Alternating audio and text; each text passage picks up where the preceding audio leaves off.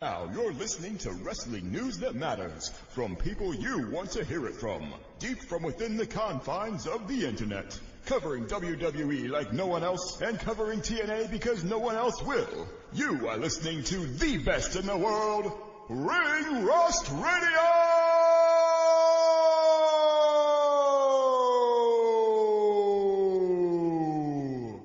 Brad Maddox.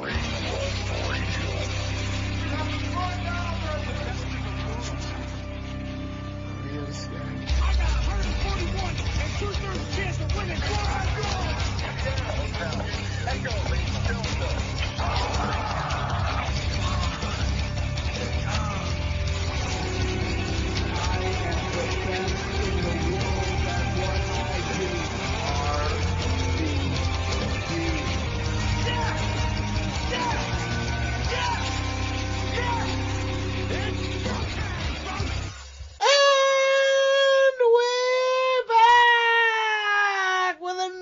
Episode of Ring Rust Radio, the best goddamn wrestling radio show on Spreaker, on the internet, in the whole goddamn universe, folks. I'm your host of the most, Donald Wood, looking, feeling fine, oh baby, ooh. What?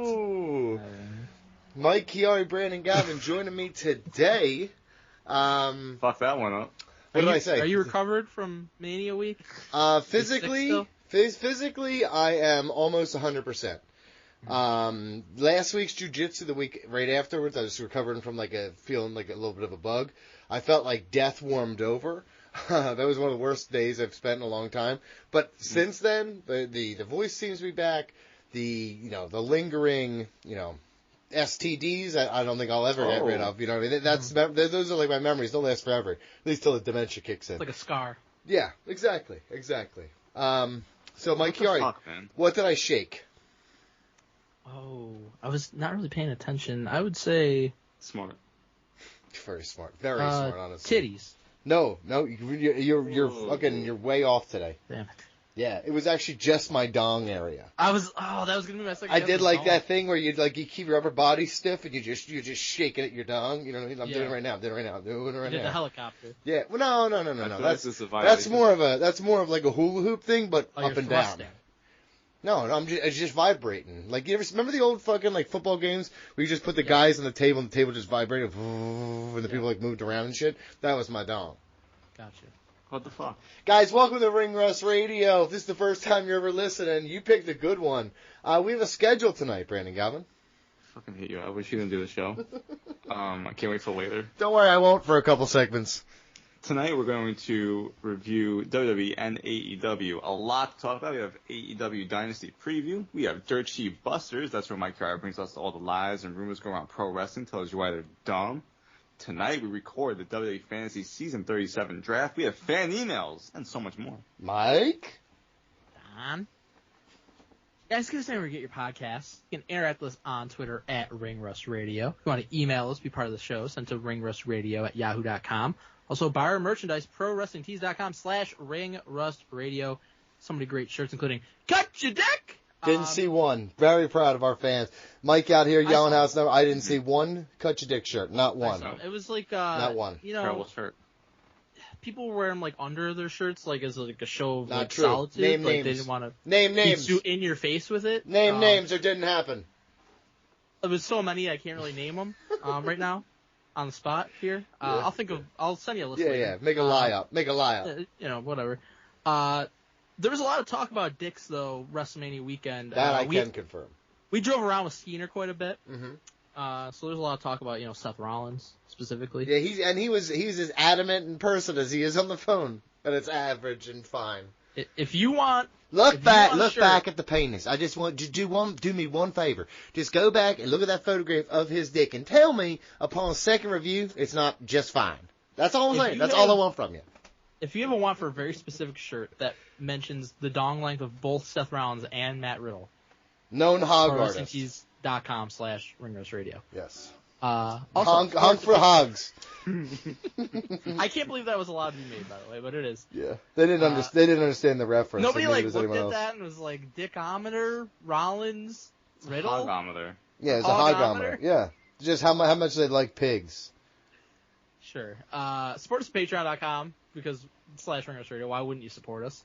You can go there, get hear ad-free episodes, sign up for fantasy drafts and brackets, make us watch wrestling-related movies and pay-per-views, and so much more. Yes, but I want to say one thing here. I'm going to talk about YouTube a little bit. BJ was supposed to add it, and he did not. Yeah, but I was going to say something because I forgot to do it. Oh, okay. Oh, were you? So that makes it okay. That makes it okay. Yeah, it makes it okay. Like all the dead people you've forgotten over the years. BJ, you're known as the resident gamer amongst us. Yeah. Would you agree with that? I don't know. I feel like you game even more than BG now. Well, I mean, I definitely do. That's true. And I realize now that I play with him, Mike, I'm superior to him in almost every fashion of life, including video games. Destroys you in Dead by Daylight. And everyone did. It was the guys 4 against 1, and I fucking struggled. It's not really 4 against 1. It was literally You're 4 a against fucking 1. Murderer. You're a mass murderer. It was 4 people against 1. You guys beat me. Yes, that is what happened. But every time we played wrestling, I whooped that ass. Every time we play wrestling? Yes. How many times have you played wrestling? We played 1 game of AEW, 3 matches. And the mini games were fucking horrible. I never played before. Honestly, the mini games are really fun. The baseball game is really fun. I don't know what you're talking about. But with that said, go on YouTube, look up Ring Rust Radio. Please support us. We're doing like really fun shit over there. We're doing more wrestling content now, like in terms of like wrestling video game stuff. Because this one we did with AEW that just went live did amazing the first day, relatively. It has. We're up to like 100. We're up to like 120 views on that, dude. That's better than AEW typically gets. I gotta tell you, we average like 15 to 25, so that's great for us, dude. We're fucking blowing the roof off the joint. What are we fucking wasting our time for? First off, hold on. Can I tell you right now? I'm not wasting my time. What I'm doing is I'm bridging the gap and building relationships. That's what I'm doing. 130 views. It's about the friends you made along the way. I'm having a great time. More people are text messaging me and hanging out with me on a Saturday night than I've had in years, if I'm honest with myself. That's what this really comes down to. Donnie is doing just wanted some stuff friends. so people I will say this. That is roped me into it. That is a side effect of this I was not anticipating, the friendships I'm building, but I'm having a lot of fun. I really am. I don't give a shit. I get why nerds like this shit so much. Go touch grass for real. You're a nerd now. Well, I mean, I still like fix cars and go like I touch grass and have sex with a woman. But I also understand that sometimes on a fucking Saturday night when wife is like, I'm done with you, I'm gonna go do my own thing. I'm like, okay. Well, then looks like me and the boys are about to play some murder games. You know what I mean? I get it now. So for that, I apologize to the people who I've called nerds. Except you Star Wars fucking dweebs. May the 4th is coming up. May the 4th my fucking dong. Yeah, I'm not playing Star Wars games. You guys can play it, and I'll put the video in the garbage. But if you're on patreon.com/ringrusradio, I did not expect that to be the comment. Each week, I'm putting up videos early. So you get early access to YouTube videos over there. So if you love what we're doing over here, and also please just like, subscribe, support us any way you can. There's more than fucking 20 of you. Watch our fucking videos, guys. I don't know what to fucking tell you. I need the help. Okay, otherwise this shit's not going to work. On the background. Put it on just let it run on in the background. That's a great idea. While you're working or having sex or not having sex. Wait, what? Or whatever you're doing. Just put me. Nothing makes a woman want to climax more than hearing me, and we're back! You know what I mean? That's that moment, dude. Bone dry. Okay, it's like a slip and slide without any moisture, dude. It's like you hit it and you just stick and you just like, sounds like squeaky brakes. Guys, again, Ring Rust Radio on YouTube. We need all the support we get. So please, and also if you want to play video games with us, please reach out and ask. Mike, you met a guy named Anthony Musso or something at a ESW show years back. Do you remember him? Oh my God. I feel like I met him. He was a wrestler. Maybe at an NXT show? Oh, maybe it was an NXT show, yes. But it was in Buffalo, so I thought it was just ESW. I'm sorry about that. That was a long time ago. But he is an independent wrestler now and is trying to play games with us. So a lot of people are coming out of the woodwork who I haven't talked to in years, and it's been what are we gonna play? Really great. He is into whatever. I think he's got an Xbox, so he might be joining us for WWE. Nice. Which we're going to need bodies because we're going to be doing dream matches coming up here in WWE. So, and Mike said he would probably commentate a time or two, which would be really fun. I think I'd have fun. As long as you do it after the show on Tuesdays, I'll commentate. Yeah. Well, you don't want to hang out Saturday night with us? No, absolutely not. Okay, great. That's weird. I have a family. Kind of fucked up. I was going to say, I ignore them. Kind of fucking ignore them. But guys, we got to talk about WWE and AEW. You ready? Are you ready? Are you ready? Are you ready? The sirens, him saying it's stupid. This shit sucks. Honestly.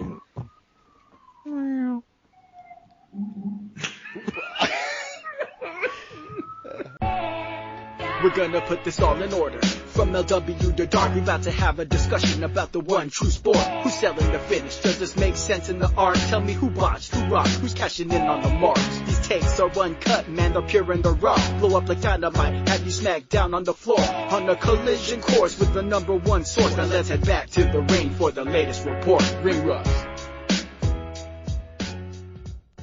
Alright guys, WrestleMania is now officially in the past. Wild to think that was 2 weeks ago at this point, right? Over a week ago? A little over a week ago? Week and a half ago, man? That's crazy. Big things happening. On the AEW side, Dynasty coming up. Jack Perry, all-in footage here. We gotta talk about that. I can't wait to yell about that. That's gonna be some good shit. Jack Perry also doing the CM Punk shit in Japan. I'm for all of it. We'll get to it. We're getting a Bloodline Civil War. We got Tama Tonga joining into WWE, which is awesome. I really liked him in AEW. I hope they let him keep his personality because he really was such a cool dude. Wait, in AEW? New Japan, you mean? And did I say AEW or did I say New Japan? You just wish he was in AEW. This is the fault. No, actually... He called AEW a mid-card company, so I like the cut of this guy's Yeah, name. see, here we go. You haterade. Rhea Ripley has to vacate her title, and Mike's hatred of Liv Morgan grows and grows. Oh, buddy, grows. you got no idea. Okay, well, we're gonna talk about that, too. And like I said, Dynasty coming up, but we gotta talk about, first and foremost, the most important thing that happened. BJ forgot another death. I can't handle it. I don't know why the guy does it. I almost think it's a gimmick now, but change your gimmick, dude. Like, look in the mirror, change your life. It's really fucked up. We Nobody may address this death in the email section. But you didn't forget anybody? BJ? What do you got? Didn't forget anybody.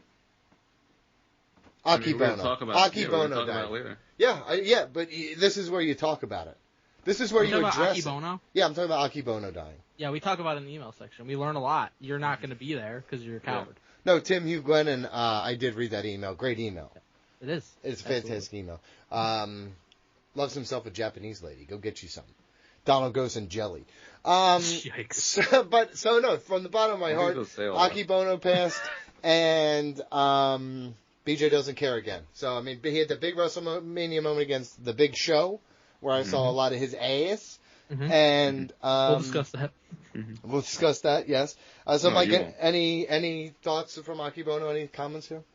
We'll talk about it later. Yeah, we're going to talk about it later. We're going to talk about it later. That's all you're going to say. You're just going to give the poor guy just died. You're going to just give him. Stay tuned for the email section. If Aki Bono is a big draw here, people are going to wait and they're going to stick around. They're going to listen to us in the email section. He was literally very huge. Yeah, in Japan. And physically. Oh, of course.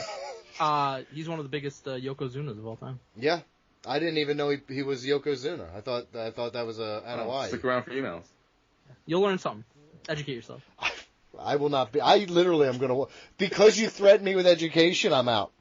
That's why I'm leaving, because I thought there was a chance I might learn, and I can't risk it. Yeah. Let's start with the biggest news of the week. AEW. They are so strong. Tony Khan, he is so strong for what he does. I'm so proud of him. This is so fucked up in the head at this point. What is it? Herb Abrams? Remember when I told you he reminds me of Herb Abrams? Like when it first started, like 2019. Talk about this. He absolutely does. When I say, but I mean like very early on, like with the 2019 when they're doing like all the fucking press conferences and shit, and he is like wired this shit. I said this guy, because it was right around the time they did the Dark Side of Herb Abrams. Remember that? That was a great episode, by the way. I love that shit. But yes, he is very much losing his mind, and I am 1,000% here for it. He is advocating for war between the companies and fans.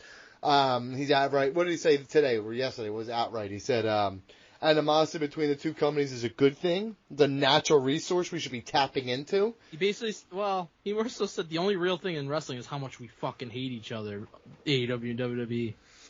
I mean, that's not true. I really feel like as somebody who's been advocating, like, it's a really good time, we should all enjoy each other. He's really trying to ramp up that tribalism right now. He definitely is, which I would be leaning against that, but that's fine. Pretty weird after Edge's promo 2 weeks ago. Yeah. When you're getting destroyed, you probably should. I mean, yeah, you would want to like lean toward the edge thing, like, oh, enjoy everything, right? No, Not unless you're doing like the Howard Stern thing, you got confidence in yourself, so you feel like you're gonna keep attacking the bigger guys and make a name for yourself. Well, I mean, that's your opinion, but I think he's doing. Listen, man, a bunch of people tuned in just to check out this footage, man, and guess what I saw? Guess what I saw? Why. Hardly any more than the week before. I saw CM Punk ass be a bitch and deserve to get fired. That's what I saw. I saw it. Who laid hands first? Who put his hands on another employee? It doesn't matter. Why do you care about Hold that? on a minute. I'm talking about the footage. So you're going to go against what you believe in real life situations just so you could, like, side with AEW? I was taught, my mother taught me. If you got punked out like a little bitch by fucking Jack Perry. But punk him out. He went against what I said. And yes, hold on a minute. By fucking showing him up on TV. So if Punk does nothing, then he's a bitch. Well, I will say this from the bottom of my heart. For a guy who it's wrestling first off, so it doesn't all have to be real. Make it a work, right? Work me into a shoot, brother. For a guy who made his living talking shit, he sure can't take any shit talk to him.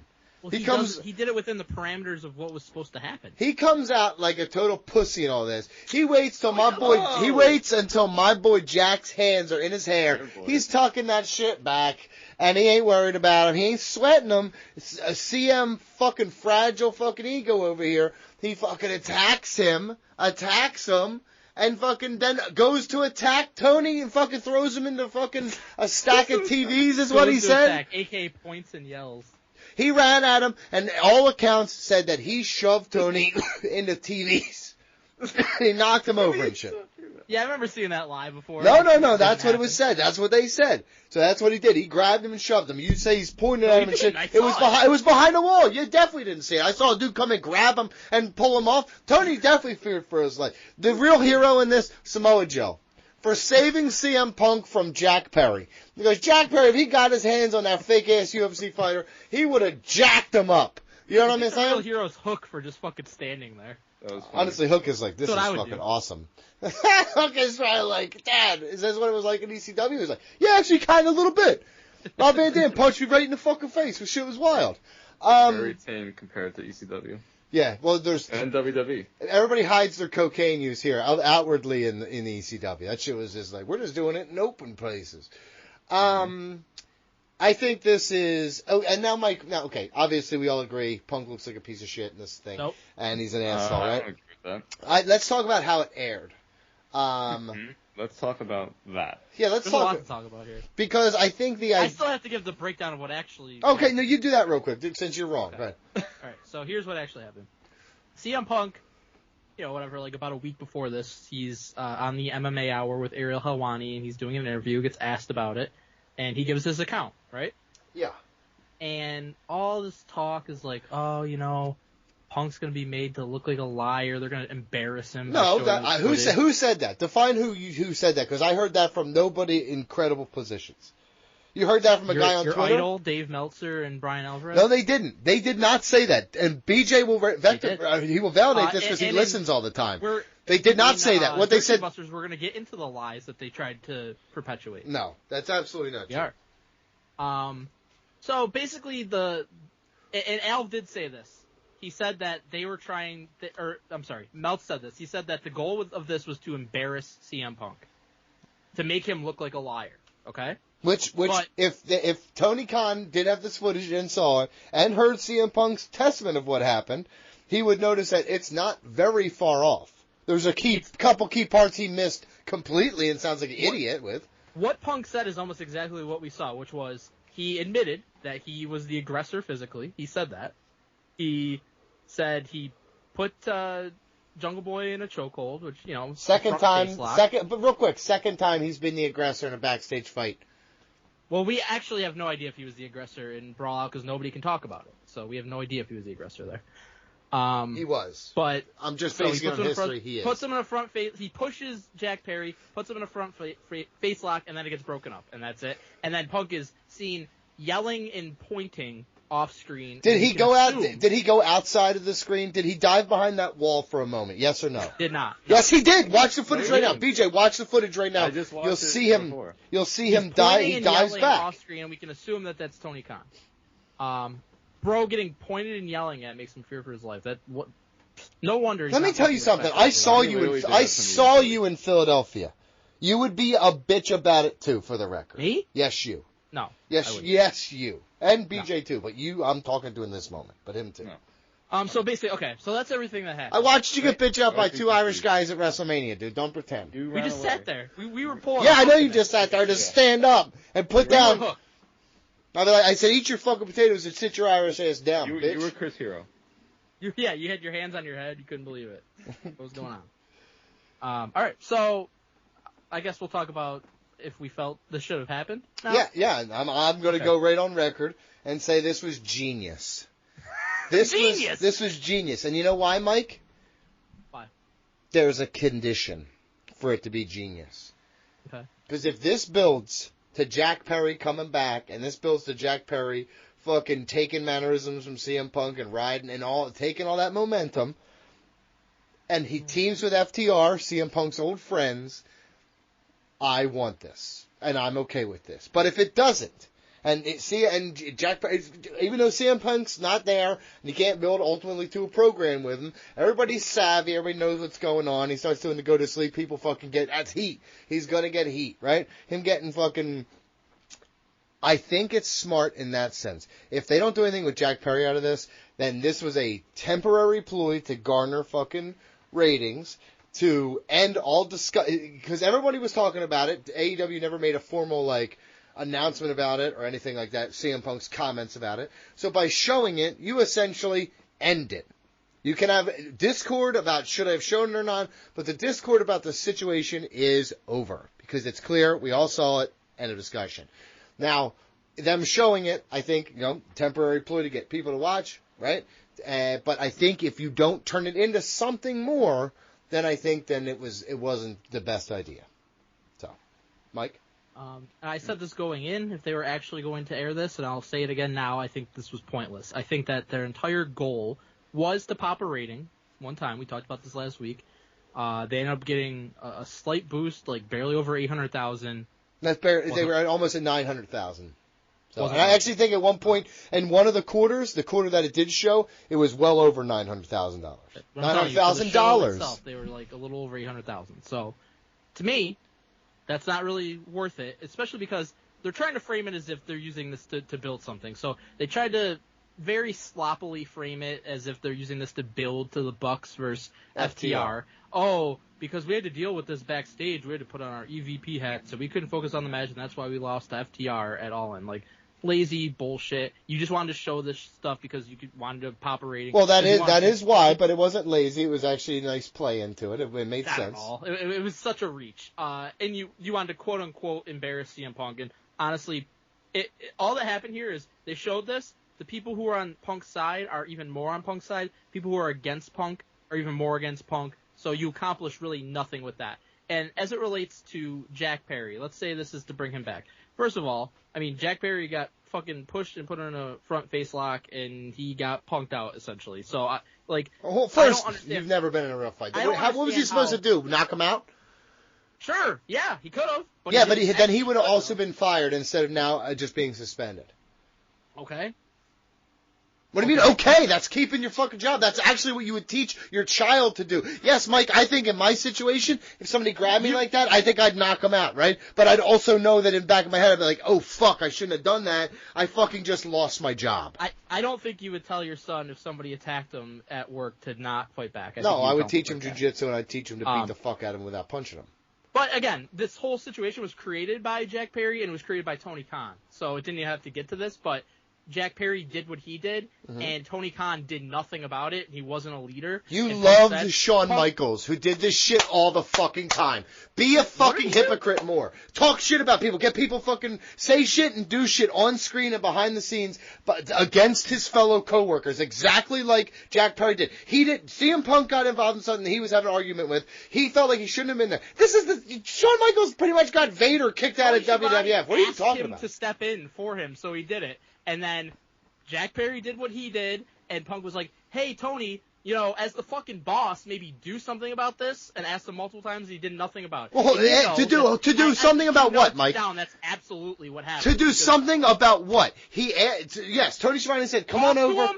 Okay, but he says, I want to use glass. Hold on, no, but if he wants it and he feels strongly about it as an artist, as a fucking wrestler, then he wants to do it. Let him do it. What the fuck do you care so much about? It makes no sense. And if how does it make no sense? Then, you know, maybe everybody has a conversation about it and then do it. Like, it's horrible leadership. Why do I have to approve it with CM Punk? None of this would have happened. Hold on, why do I as a wrestler have to approve my shit with fucking CM Punk? Tony asked him to come over here. I didn't fucking ask him to come over here. I don't really give a shit. Hold on a minute. I work with a bunch of people who I wouldn't take advice from. What are you talking about?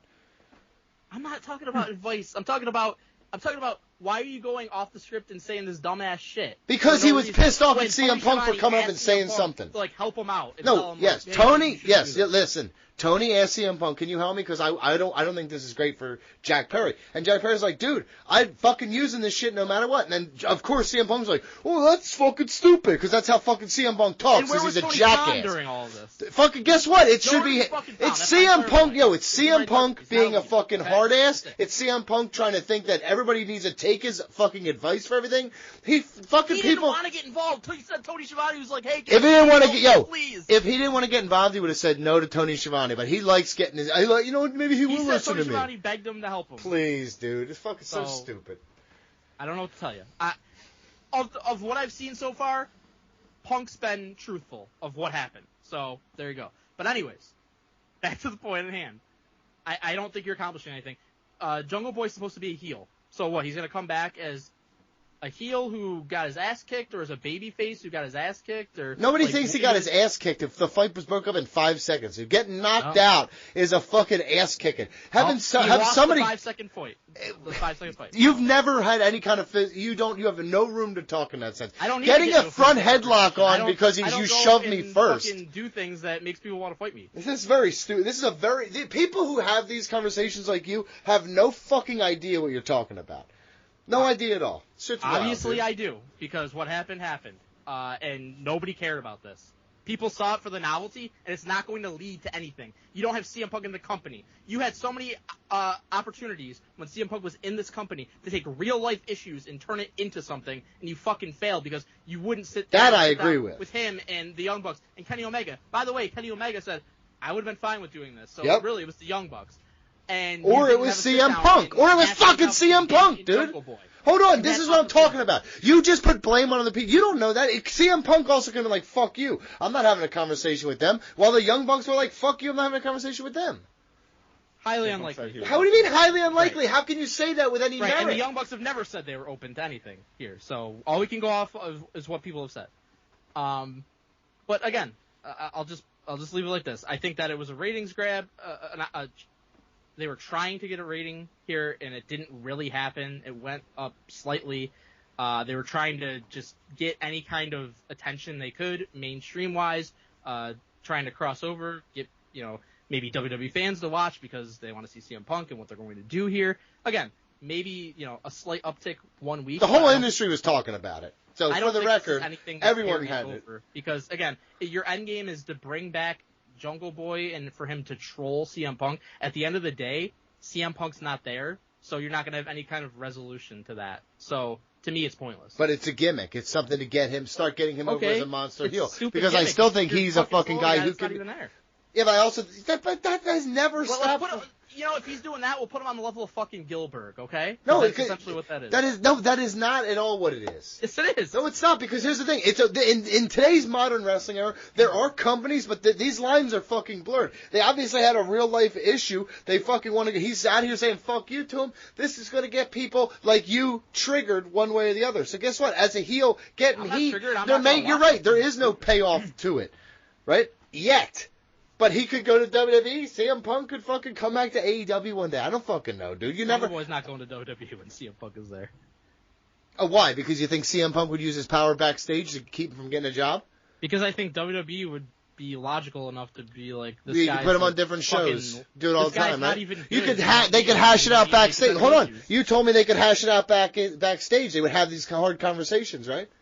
If we're talking about fucking Kenny Omega, I think, yeah, WWE would do that. If you're talking about fucking opening match Jack, I don't think they're going to deal Here's with the that. thing. You just don't like Jack Perry, even though I think he's Well, yeah, pretty I think damn he good. sucks for the most part. I mean, Yeah, I think he's that's fine all. in the ring, but I think he's got literally no personality whatsoever. Like, it's not even he's not somebody who's worth going all this trouble for. That's very stupid. That's I completely disagree. I actually like him a lot, and I think he's going to be very good in his role. So, BJ, you haven't really talked a lot about this. I wanted to hear your perspective on all this. Before I get into the airing of the video, I just have some questions for Donnie. Oh, yes, please. I'm right here. Yes. So, before CM Punk spoke about this on the MMA Hour, because that, opened the floodgates. All right. Oh, yeah, when he spoke, when you're talking about the interview with that with WWE Hawani, Money right? Mark, Ariel Hawani, yes. Yeah, a lot of AEW money marks in media right now, too, by the way. Before Not true. CM Punk spoke about it and opened up the floodgates for this all to come back to fruition, right? Jack Perry has been in New Japan. He has not been really associated with AEW, correct? He tore up his AEW contract, and it says scapegoat on his thing. So his gimmick is still subtly referring to the incident. He has not been on AEW television, right? No. He has not been on television. Right. So if CM Punk didn't say any of this, we're probably not really talking about Jack Perry. So my question 100% agreed. I'm sorry? 100% agreed. Right. So, with what we've seen of the video, right, CM Punk was fired for his part. Mm-hmm. Jack Perry has been suspended for almost 8 months. Mm-hmm. Over 7 months. Does that make any fucking sense?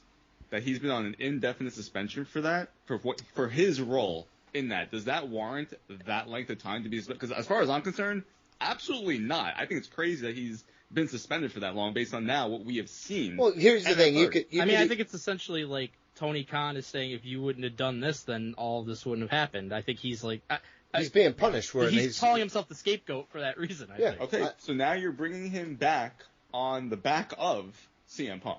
Yes. That's all this is for. You hold on, but you just said it.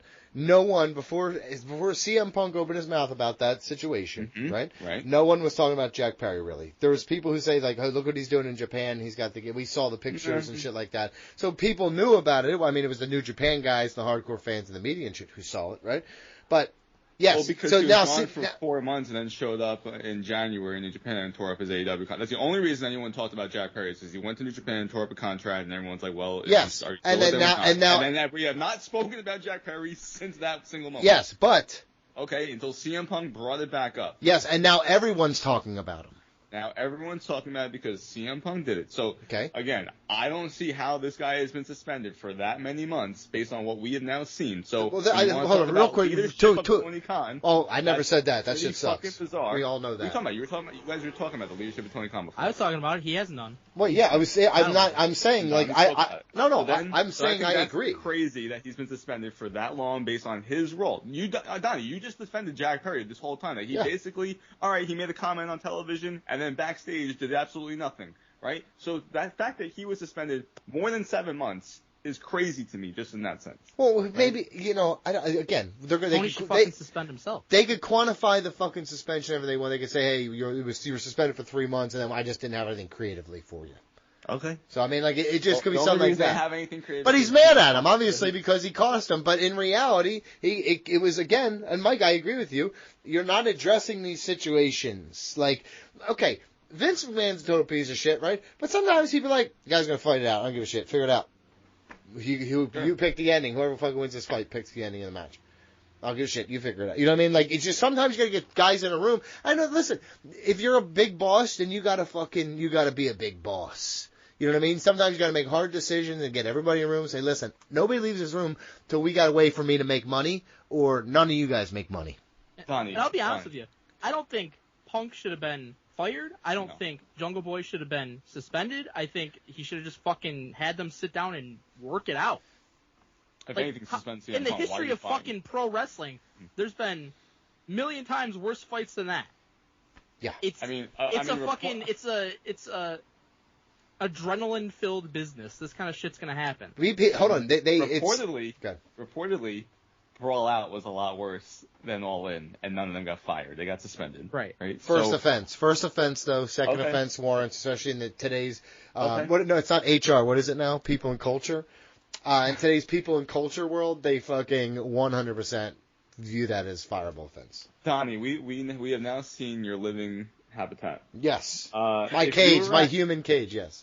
If you were at your kitchen table and your children were on the floor in front of your table and they started to fight physically, would you say something? Would you get up and... Yeah, I would be like, fucking, I got 10 on Lucy, and my wife be like, I got another 5 on Daddy. No, okay. No, I would jump in between them, yes. Right, okay. Well, Tony Khan, allegedly, because we haven't seen him, but allegedly is right there, and he's seeing these two people argue, and nothing is being done. Can I tell you something real quick about billions of dollars and what it does to you? He's coddled. You don't have the same way of being raised. You don't have the same way of being, you don't have the same perspective on things. Listen, man, he was in the same message board you were, booking your booking your e-feds. I know you guys hung out together, right? That's fine. That's great.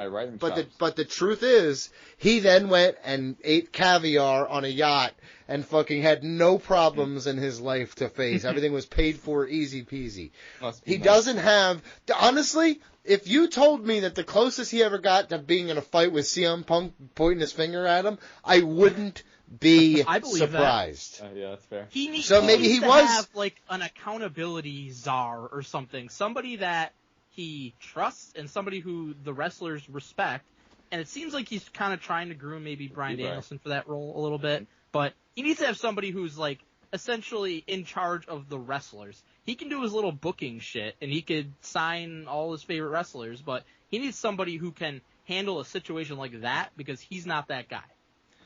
So, to the whole thing now about them actually airing this, I came on here last week, did not think they were going to air a video of CM Punk and Jack Perry fighting backstage. I thought it was going to be a bait and switch to get people to tune in. I tuned in, and I was waiting for the Young Bucks to get done with their fucking dumb little speech and intro about it, because I'm like, I want to see what the fuck you're about to do. Because I thought it was just going to be them mocking the whole situation, doing something with FTR. That was going to be some backstage footage with just them and FTR. Because they never said up front, this is CM Punk. This is just everyone They didn't inferring. even mention his name. They never mentioned it. It was everyone inferring, and then Alvin Meltz and other reporters saying, yes, this is actually about CM Punk. And I'm like, really? They're actually going to do this? So they had me hook, line, sinker the whole way through. So, yes, I tuned in for that first half an hour. I'm surprised they put it in the first half hour. If it was me, at the very least, I would be like, hey, watch my whole fucking show almost to stick around, because I did not stick around after that. So the fact that they actually did it, pretty ballsy. What they did with it, though, and this actual footage, like, CM Punk told us this. So when I'm watching, I'm like, oh, this doesn't really seem that bad. And CM Punk already told me what I was going to see. So the whole thing of, like, we're going to show you the real footage, well, yeah, like, it wasn't really that enticing when I'm actually watching it. We have no audio, also, which kind of hurts it.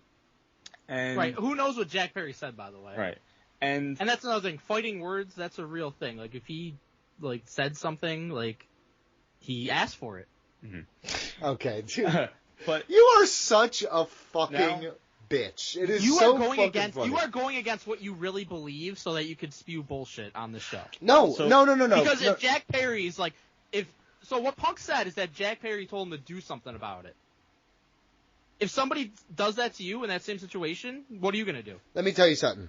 If I'm in my home, right, and I'm fucking in a setting to where I'm protecting myself and shit, I get it. If I'm at the workplace, okay, or better case, Mike, if I'm at jiu-jitsu and we're rolling and we're very getting physical and someone punches me in the face and it's like, I don't feel like it's an accident, and then he says, do something about it. In that moment, I have to realize that if I get into a fight here, I'm not coming back to this gym. I'm not going to be welcome back. But I don't think you would. But here's the thing. Realize that. You're right, because of my adrenaline, right? I get it. But when you're making millions of dollars, it's like the people in the NFL. You got to understand, you can't do these fucking flagrant tackles. You have to keep your cool under these moments. All the time, though. Dude, basketball players fight on the fucking court, right? Like, it's fucking. I'm a hockey fan. You do not have to tell me about that. Punch people in the dick. I've watched two dudes beat the shit out of each other and then like kind of head nod like that was great. Have a good day. Yeah. Like I get it, but I'm just saying. It's like this isn't an office job. But you are being paid millions to do this and represent the company, and when you do it like this, it's in a negative light. It was backstage. Nobody had to know about it. Just like nobody knew about shit like this. No one did. But again, you're right. No one did have to know about it. But He's the one who brought it up. He's the one who did that. This Now, was as far all as how created by people not just fucking handling shit the way it should have been. Well, handled. no, if you want to get to root cause of problems, I think two circumstances created what happened with CM Punk. One is CM Punk's fucking attitude. He can't help but be miserable. So if shit gets a little bit sideways, he starts to get wiggly. He does. He always has done that, and he is self-destructive in that way. He's the same dude who said fucking Undertaker couldn't lace his boots. Same fucking guy. And you know what else? What happened there?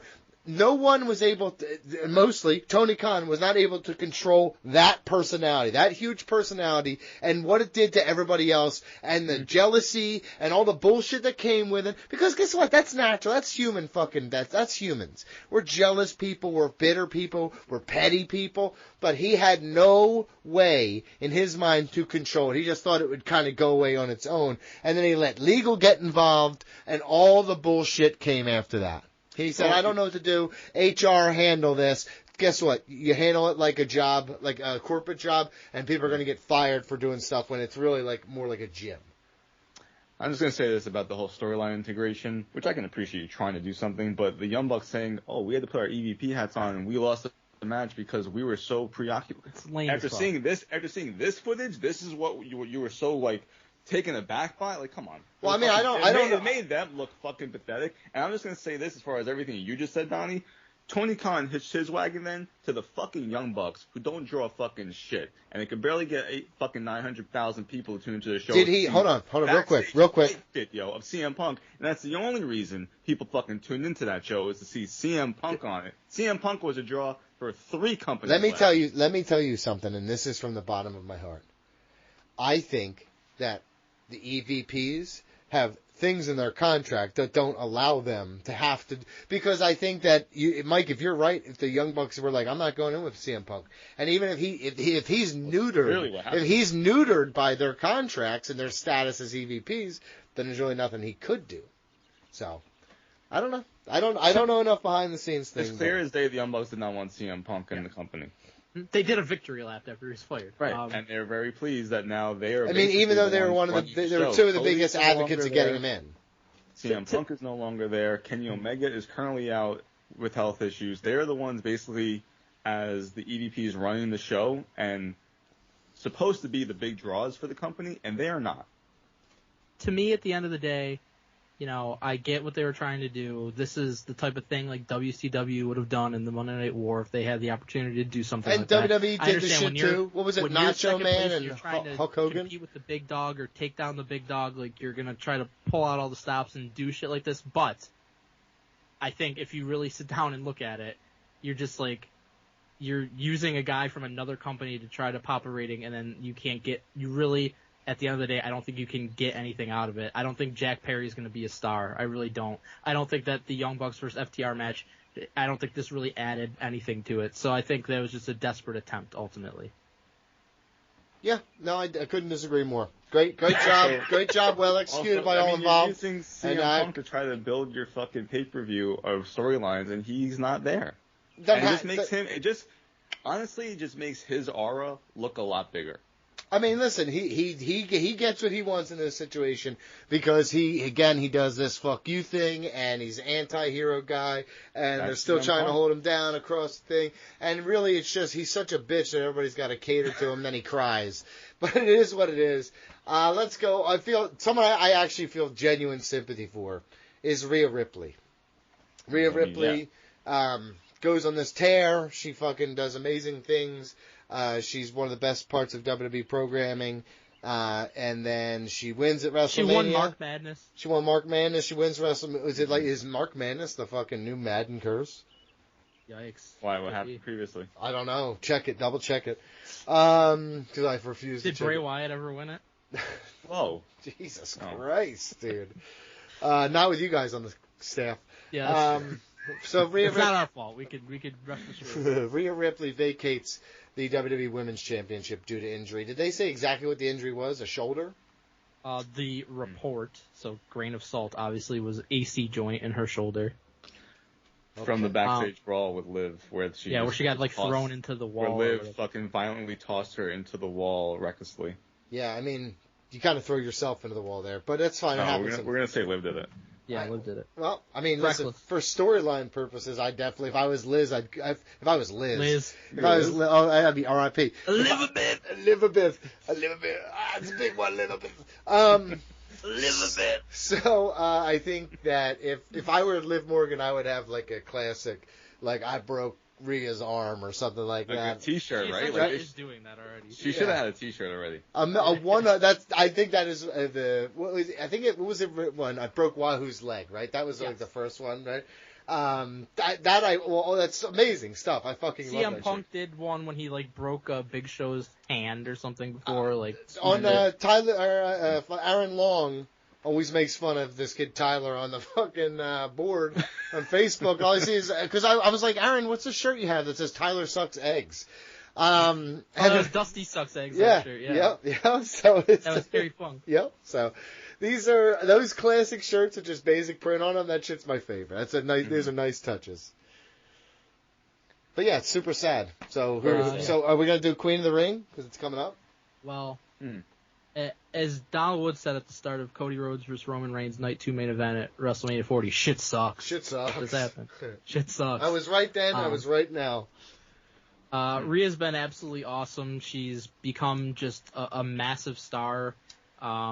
She's everything like you thought she had the potential to be. Like she's essentially been the leader of a male stable, which is not something that typically happens in pro wrestling. She just has this aura about her. Like her match against Becky at WrestleMania was awesome. I was so happy that she retained. I thought, she had a chance to maybe go to next year's WrestleMania still the champion. So it's unfortunate that this happened. Like, it is kind of funny. It's like Roman was just remained champion, taking so much time off. Seth remained champion despite being injured for a couple months. My assumption is like they had significant plans for this women's championship to be defended in the coming months. So that's why they're doing it this way. But it's very unfortunate for her title reign to end like this. So that definitely sucks. But with regard to what they're going to do, they already announced a new women's champion is going to be crowned on next week's Raw. They announced this. Oh. They didn't say how. They didn't say who's going to be involved. So right now that's for us to guess. Like, I would have liked the tournament, but they're doing the King and Queen of the Ring pay-per-view, so there's not going to be a tournament. So when is that tournament? When is that pay-per-view? That's at the end of May. It's like May 25th. Right. So I don't think they're doing and they're already having a women's tournament in NXT for the Women's North American Championship. That was announced. So they're not going to do a fucking third tournament. So I guess that's why. To be honest, when that the second one you mentioned is fucking irrelevant as shit. But the first thing you mentioned about you couldn't hold that off for a month. They already announced it beforehand. Oh, no, I get it, but you can make it be like, hey, we are having this Queen of the Ring tournament. You know what? Screw it. Now it's for the championship. Sure. And now you got a month to build up to matches and stuff like that? They could have, but I'm just telling you what they are doing. I know. I just don't like it. That's what I'm saying. They're having a champion next week, so my assumption is either it's going to be like a multi-person match. Like, do you remember when the Universal Championship had to be vacated when Finn got hurt and they did like a fatal four-way or whatever? I could see it being something like that, or maybe it's like a battle royal, I guess. But we just don't know anything right now about who's involved and what they're going to do. My guess is they'll go like the fatal four-way route, or like pick four wrestlers and do that. I assume Liv will be in it. I assume Nia Jax will be in it because she discussed wanting to be champion on Raw this past week, and then take your pick who else. But for me personally, I think most people will assume that Liv is going to win. She doesn't deserve it. She's an unsafe worker. But in reality, like, you're doing this Liv Morgan revenge tour or whatever, like, it would behoove you to hold off for winning the championship, I feel like. I think if you just give her the title after she injured Rhea, like, there was really no chase there. So I think there's two distinct options. I think Nia Jax is a great option. I think she's been awesome since she returned to WWE. She's the best she's been. I think she's very good when much... she was here before. You guys are just fools. That's all. And I think that you put the title on her, a dominant heel, and then maybe over time, like while Rhea's out, Liv can feud with her, and then ultimately wins the championship from her. And then it's like you really have this revenge tour. You really worked your way back, and you won the championship. My second option, which should be interesting, I think, is how about Roxanne Perez wins the championship. She had a match last week on Raw, but more or less, it would be like a Paige situation where Paige made her Raw debut and she wins the Women's Championship while she was still NXT Women's Champion. Do the same thing with Roxanne Perez. If you want to establish her as a star on the main roster, it's been said she's going to be in the WWE draft, so she might be getting called up to Raw or SmackDown. If you're going to do that, then this would be a great way to instantly make her a star on the main roster. So I think Nia or Roxanne are both good options. I wouldn't go with Liv, and I don't really know that you would have any other options beyond that make a lot of sense, like, immediately. No, I give Liv the championship, and when Rhea comes back, she beats Liv for the championship. Boom, boom, boom. Sliggity slam, thank you, ma'am. BJ? Roxanne would be cool, that storyline, Mike. I would like... So here, what I would do. Judgment Day has been proven that they can be infiltrated, right? R-Truth kind of got in there. JD McDonough has gotten in there. So... Liv Morgan does. Tiffany Stratton, black outfit. Let's no. go. Liv Morgan. Emo Tiffany. Let's go. I'm in for that. Liv Morgan does win the women's championship. She then says to Judgment Day, "Listen, I took out Mommy. I'm now champion. You guys want to have strength in numbers? I want in." She kind of infiltrates, also buddying up with Dom, who's kind of reluctant, but she kind of wins him over eventually because Rhea's not there. Then eventually, when Rhea's healthy, she comes back as a big baby face, and she's outgrown Judgment Day. She really doesn't need it. She really doesn't even need Dom anymore. So she can come back as a huge baby face and take down Liv Morgan and take out Dom Mysterio and take down Judgment Day. It's fine. I like it. I don't want her to have a championship, to be honest with you. You are the worst kind of person. I genuinely hate you. Is this your real opinion? Can I be honest with you about sure. Liv? Yeah. She's fine. Like, in the ring, she's fine. On promos, she's quite bad. But, just like, as just a wrestler, it's fine. very Sasha Banks-like. How mid she is? Sasha Banks is an incredible wrestler. Liv is not an incredible wrestler. But George made me feel this way. Oh, okay. If you got the text that you got from George on a daily basis, you would understand. I don't. I made sure I wasn't part of that, and now I get nice text messages from him. do, We talk about family and shit. It does make sense for Liv to just win the championship. I think it makes more sense for her to have to chase it, though. Because she's a heel, though. Like, she's clearly a heel now. Like, you should be leaning into the fact that she's a heel, and then Rhea comes back as a baby face. What baby face is she going against, though? She's a heel. Well, once the draft happens, they could switch up a ton of stuff. Yeah. Yes. I would have Nia win and Roxanne come out as a baby face. I'd have Nia win, and then Liv has to chase it. She finally beats her, and just when that happens is when Rhea comes back. So she's confronted with that immediately. Well, let's talk now about the bloodline. Okay, because Tama Tonga shows up, attacks Jimmy Uso. So we're going to have what appears to be a divided home for this. Bloodline Civil War. Bloodline Civil War, yeah, okay, sure, whatever. Roman Reigns. Okay, I'm just going to ask you outright. This says they signed Jacob Fatu, and now we're saying that we're going to have this like team warfare where they work together, right? What are you thinking here? What is the long-term goal? Maybe this is the long-term goal they were talking about that they pivoted to, Mike. What is the long-term play here? Is it truly this like massive like NOI match at WrestleMania 41, or is this something we get at like Survivor Series? And then we get to Rock versus Roman singles match. Well, here's how I view it. And I'll preface this by saying The Rock, cut a promo basically saying like he's not going to come back until probably WrestleMania 41. But he's a known liar for the record now. I'm doubting that because I think it makes a lot more sense for him to come back for like maybe SummerSlam or Survivor Series or something like that to beat Cody for the title, to set up all of this. He's got Jumanji 3. I would love that. Jumanji series, great.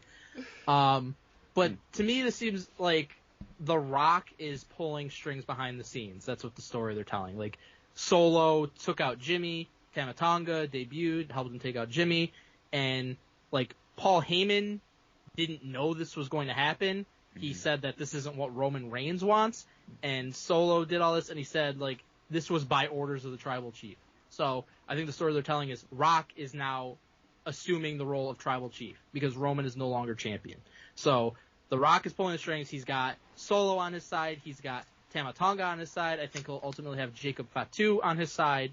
And then you have the Roman side, which is right now really just Paul Heyman and I guess Jimmy Uso. Jay hasn't gotten back into that, but it's very obvious to me, like, Jimmy and Jay are going to reunite over time over this. Roman's going to be with them, and then you're going to have the Rock's team. So I think, and it's been speculated just because it makes a lot of sense to do that, but that you would have the Bloodline versus Bloodline at War Games to set up, Roman against The Rock at WrestleMania 41. Again, the rumor from Meltz at least is that The Rock wants to face Cody for the title at WrestleMania 41, but I think that, like, what are you doing with Roman then if you're doing that? He goes back to where he belongs, the mid-card! Well, he's never been in the mid-card, so he can't belong there. But I just don't know what you do with Roman. Like, he's obviously very much involved in this. The Rock is taking over control of the Bloodline. Roman's not just going to go to WrestleMania and face, like, fucking, some random guy. He's not going to face Randy Orton. Like, it makes no sense. Like, I think you have to have Roman involved with The Rock. Unless Roman's taking off, like, a fucking year and a half, which I don't think is going to happen. I just don't see how they're not facing each other at WrestleMania 41. I agree. As much as he wants to fight Cody, I think it's the story they're telling is Rock versus Roman. And you end that. Again, Cody's an afterthought now. Mid-card Cody. We said this was going to happen. What? He would be mid-card man? Well, that once he finishes the story, it's like, what are you going to do then?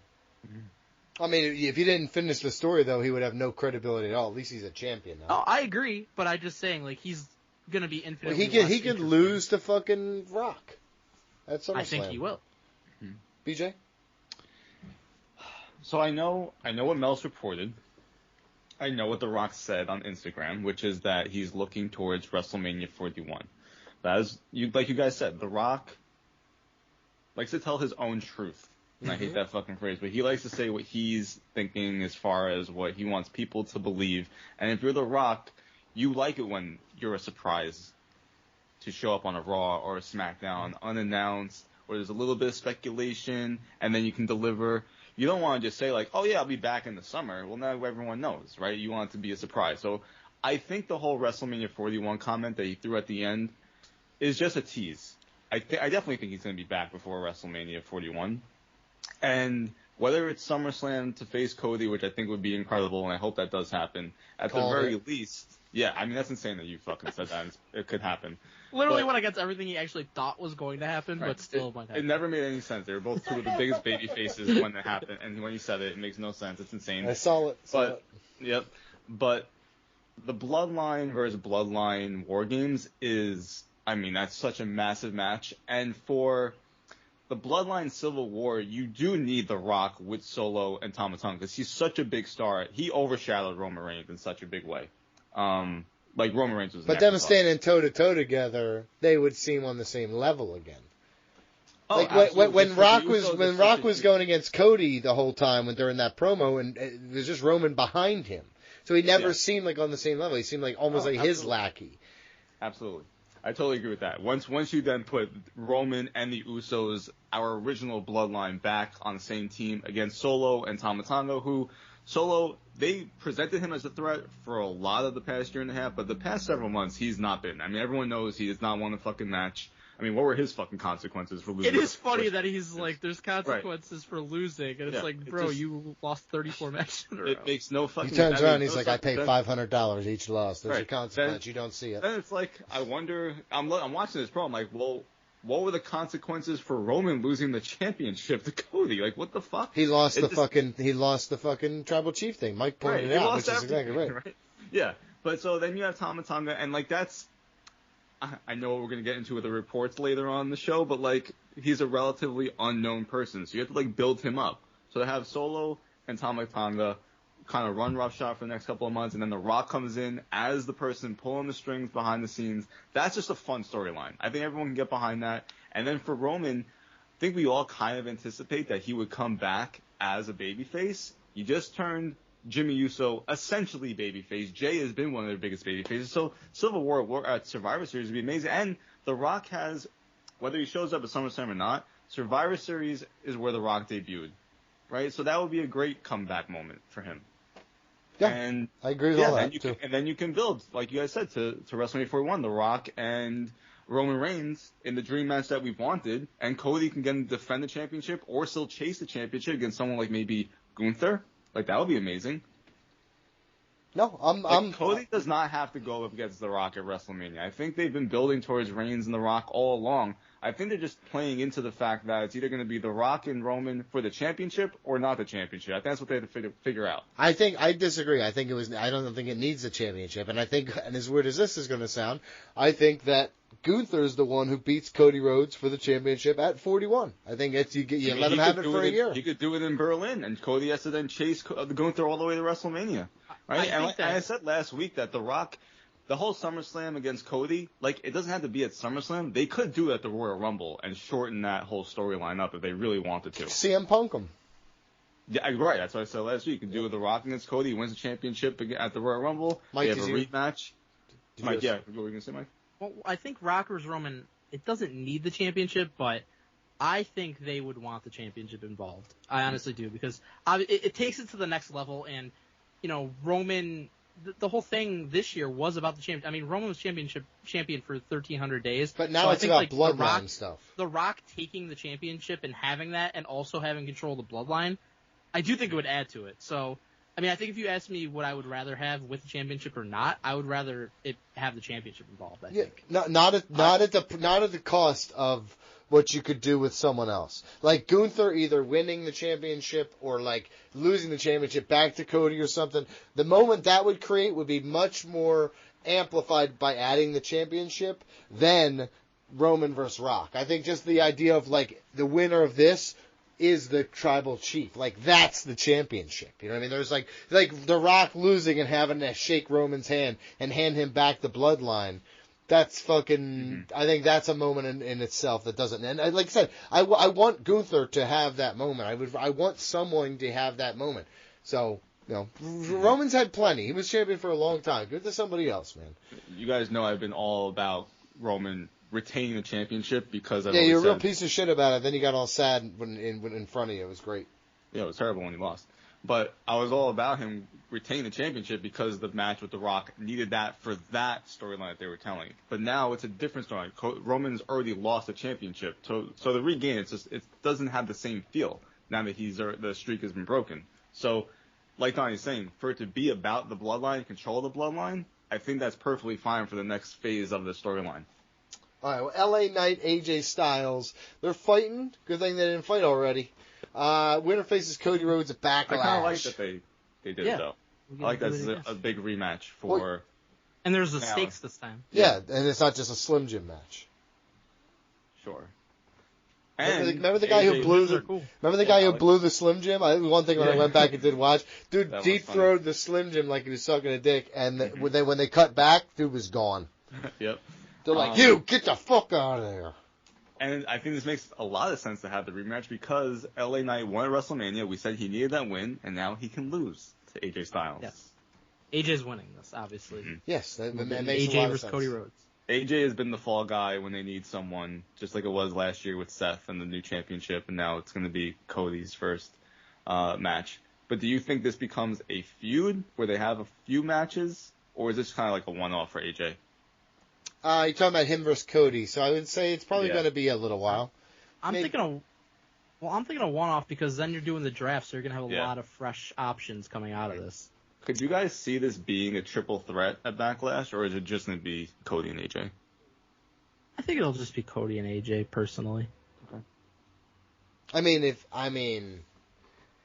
you are right, the draft's right around the corner, so you could have Cody just pin AJ, and you could get LA Knight a little shine of being in a championship match, doesn't take the loss. I wouldn't mind that at all, especially considering it's probably going to be all shook up anyway.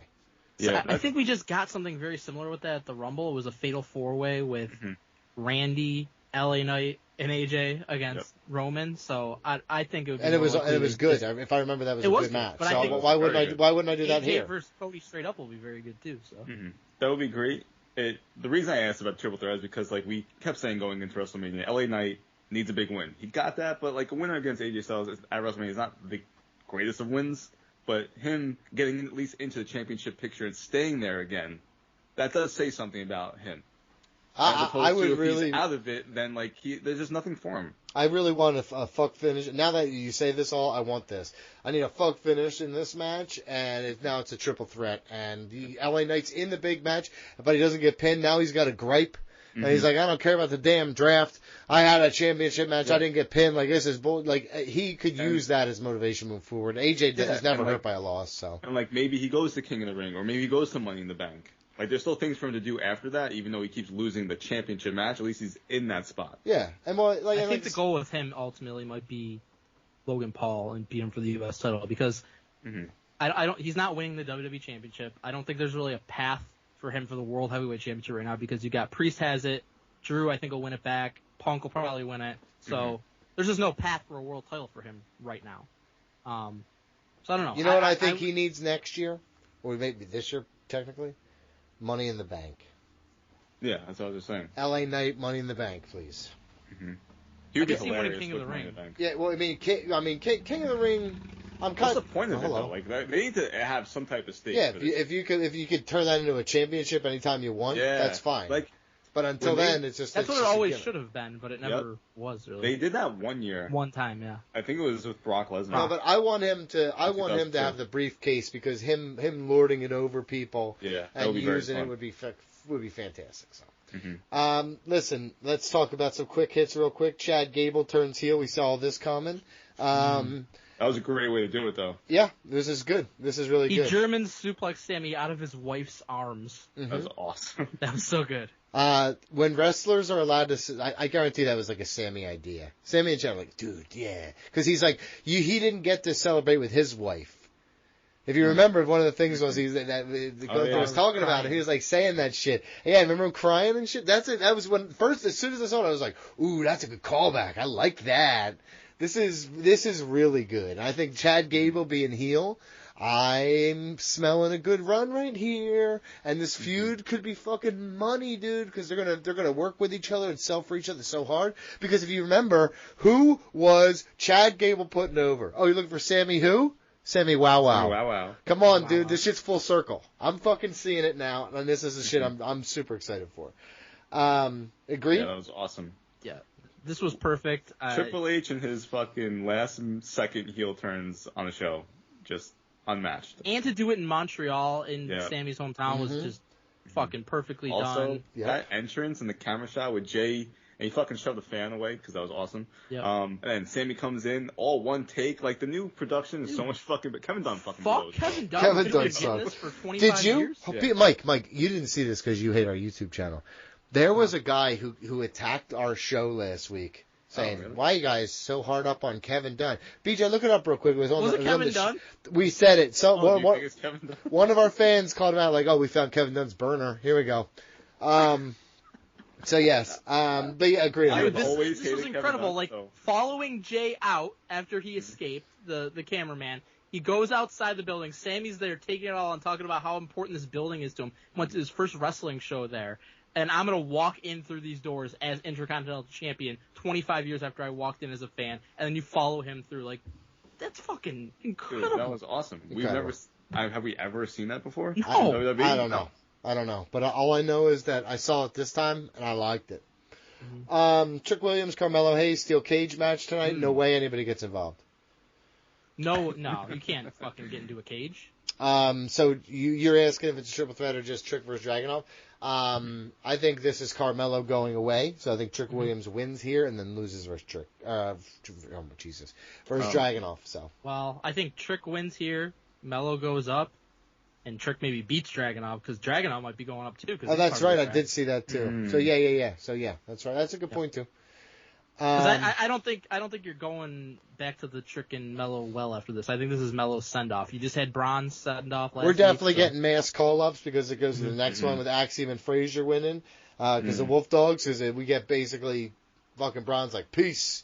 And then Final Testament's like couldn't hack it on the main roster guys. We're coming down here for a little while, which is fine. Very smart. Which is fine. I love AOP, so that'll be fun. I can see us getting that triple threat though. By the way, for the NXT Championship, Trick, Melo, and Dragunov.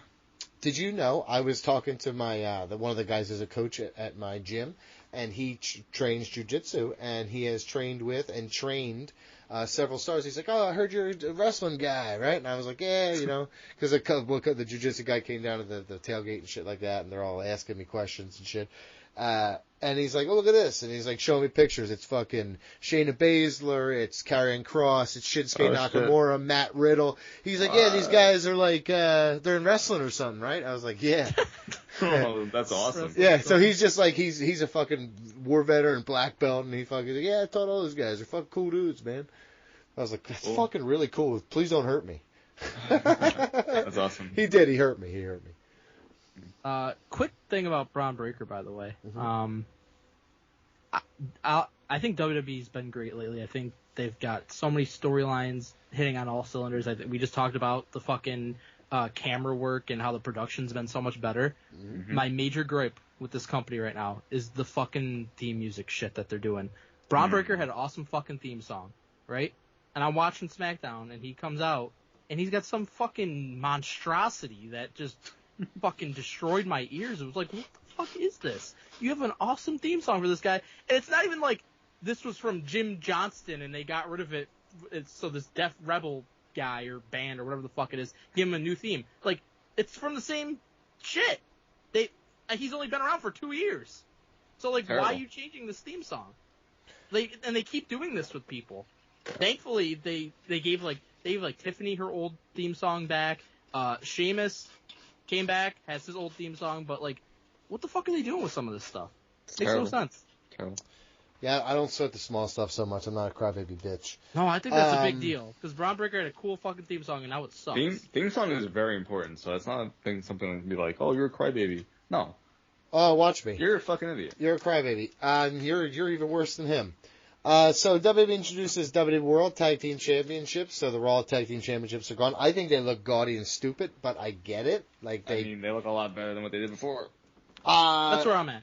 I don't think they're the greatest fucking looking championships, but literally those tag team championships that they had before were some of the worst fucking championships I've ever seen. So yeah. No, I Don't hate. tell me you like that bright red. I hate them, and I hated the other ones. My only problem is you retiring the red ones without having like a legend there to like take them back to the back or something like that. You know what I mean? Like, where was Nicholas? Where was Nicholas?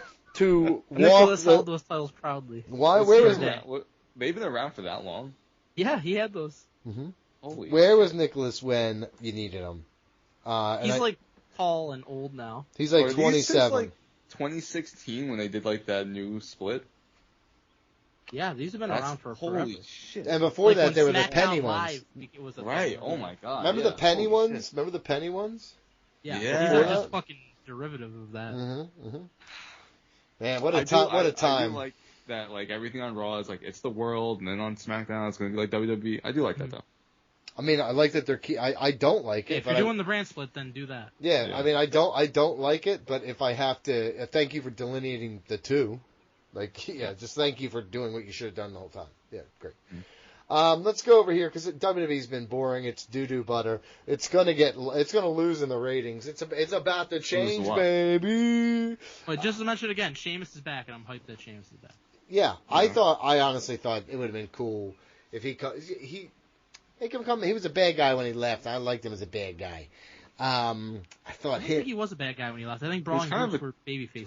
Yeah. Oh yeah, that's at the very, very tail end. But before that, he was like his monster run where he beat the shit out of Jeff Hardy. I mean that was years ago. That was amazing. But I mean, like him coming out and just beating the shit out of Cody would have been pretty awesome. Oh, I thought he could come out and just beat the fuck out of Cody, and I would have been in for that. He's got his old theme song back, which is good. Which is the Red Lobster one. Lobsterhead? Yeah. Yeah. Too many lines. Too many limes.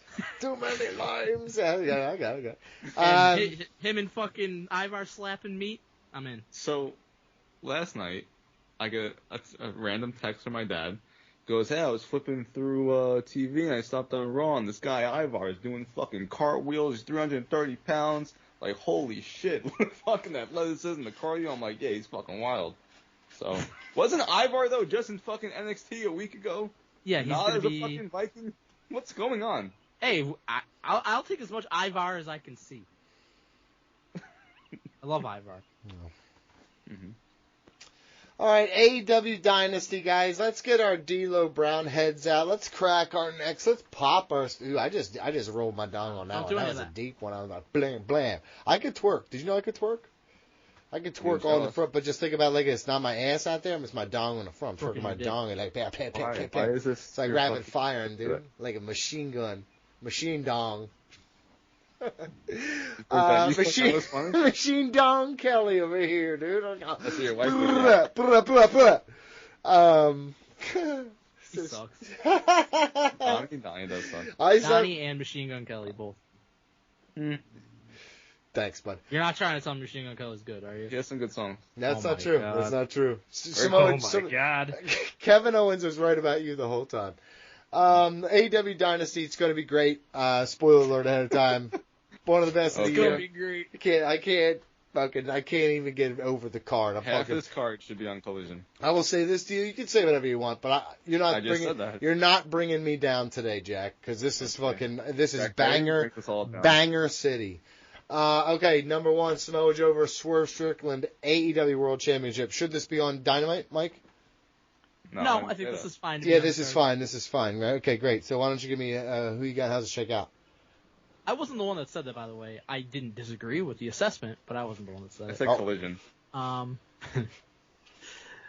So I just feel like if Swerve doesn't win here, then I'm not sure what you're doing. I don't know that Tony Khan has a fucking year-long Bloodline versus Cody Rhodes build in his back pocket to make it work if he doesn't win here. I don't think he can book week to week. So my feeling is if Swerve doesn't win here, then he probably gets cooled off considerably and maybe he never wins the world title. Samoa Joe is awesome, of course, but I mean, he's like 45 years old or whatever at this point, doesn't need to be champion. I think this is the spot where you got to put the title on Swerve. Because again, if you don't, then he probably leaves the title scene, and who knows when he's going to be back in that spot, especially, you know, you've got Okada, you've got Ospreay, like these guys are going to be getting elevated to world title status sooner than later. Omega's going to be back at some point, so I just think that you got to do it. 1,000,000% agreed. BJ? Yeah, I think it's a new pay-per-view that they're introducing. They're going to want a big moment, and I think Swerve win the championship and get them that.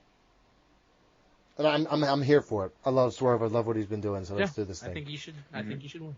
Young Bucks versus FTR, another absolute fucking guaranteed banger. Oof. So you guys don't care. So just tell me who you think's gonna win and move on from it. I need to hear your opinions. Well, does Jack Perry show up, Donnie? Yes. I mean, I think Young Bucks have to win here because you're trying to build them as like these fucking vile EVPs who abuse their power. You've got Okada as a champion right now, so I don't think it would make too much sense for them not to win the titles, if that's the story you're telling. PJ? Donnie, what was one of the best moments from The Rock and Roman Reigns against Seth Rollins and Cody Rhodes? It was a mid-ass match, hard to tell. Oh, okay. It was when The Rock told the referee, "Don't fucking count or I'll fire your ass." I want the Young Bucks in their fucking heelish EVP roles to have control of the referee, pull a whole bunch of shenanigans. I don't even care if Jack Perry shows up or not. I want the Young Bucks to do the most quintessential heel shit and having this type of pull to really screw over FTR and really build themselves up as heels. So I think they have to win. I want those type of shenanigans to happen. I think the Young Bucks do win, and I think Jack Perry helps them win. So there you go. Which, by the way, absolute banger. You know, Dave doesn't give stars out before matches, but I think this one time, I think it's fair, Dave. Get the fives started. And then he lies anyways. Like he didn't give Cody and Roman 5 stars, but he literally says it all the time. If the crowd fucking loves it and the crowd like goes crazy, I was there, dude. There was plenty of people yelling how much that shit sucked. There was one man saying shit There was sucks. one loser. Julia one Hart, chubby fat loser. Julia Hart, fucking against Willow Nightingale. And I think Willow Nightingale wins it here. Yes, I agree. Mm-hmm. You're ultimately building the Willow versus Mercedes, right? Yes, of course. That's why she has to win here. Like she's been like buddy with her kind of, but I mean, well, she's got the strong title still that she won from right. that was the Mercedes match where Mercedes got Yes. So I think it's you put the TBS title on the line too, and it's kind of this big thing. You let the main event scene and you have two important championships and two important storylines. Do you think Mercedes whipped her own ass like Jim Carrey and Liar Liar, or like Kevin Nash texted himself that one time, and that she's going to use that to like turn on Willow? No, I think it's going to start off as professional animosity, and then it's going to turn to real animosity. I'm kicking my own ass. I got this. I got what you said. I didn't like it. BJ? I said Willow. Okay, great. BG, did Mercedes kick her own ass? No. Tony Storm versus Thunder Rosa. You guys will be sorry. Thunder Rose, by the way, love what we're doing with Tony Storm. So much respect for this storyline. Like just coddling Mariah May just makes me I just giggle all the time. And Thunder Rosa, this should be a really good match, but I think Tony retains. Of course. Yeah, she's definitely going to win. Should be a great match. So Okada versus Pac, Continental title. Well, let's go. Okada wins, and it's just Okada just wins. By the way, bangers. Right now, the only match that I'm kind of mad about is Willow Nightingale versus Julie Hart, just because I'm not a Julie Hart fan. But every other match is fucking. I like both of them actually. Julie Hart's fine. Julie Hart's like it's. I guess it's gonna be a house rules match, so Mercedes is definitely gonna get involved. I think it's gonna be fun. I say from the bottom of my heart that I think Julie Hart.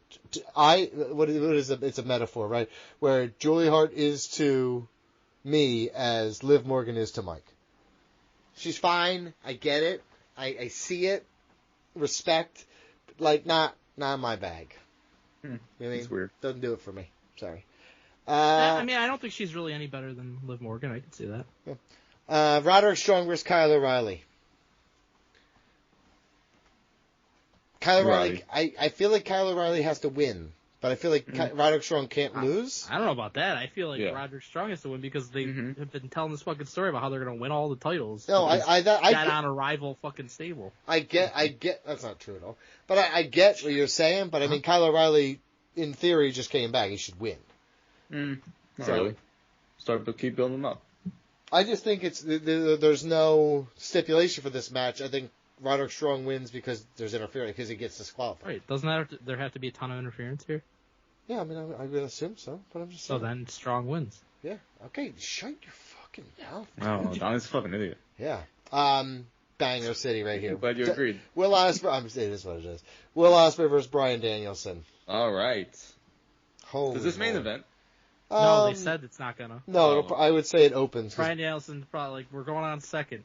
Brian, honestly, he is so selfless it starts to not make sense.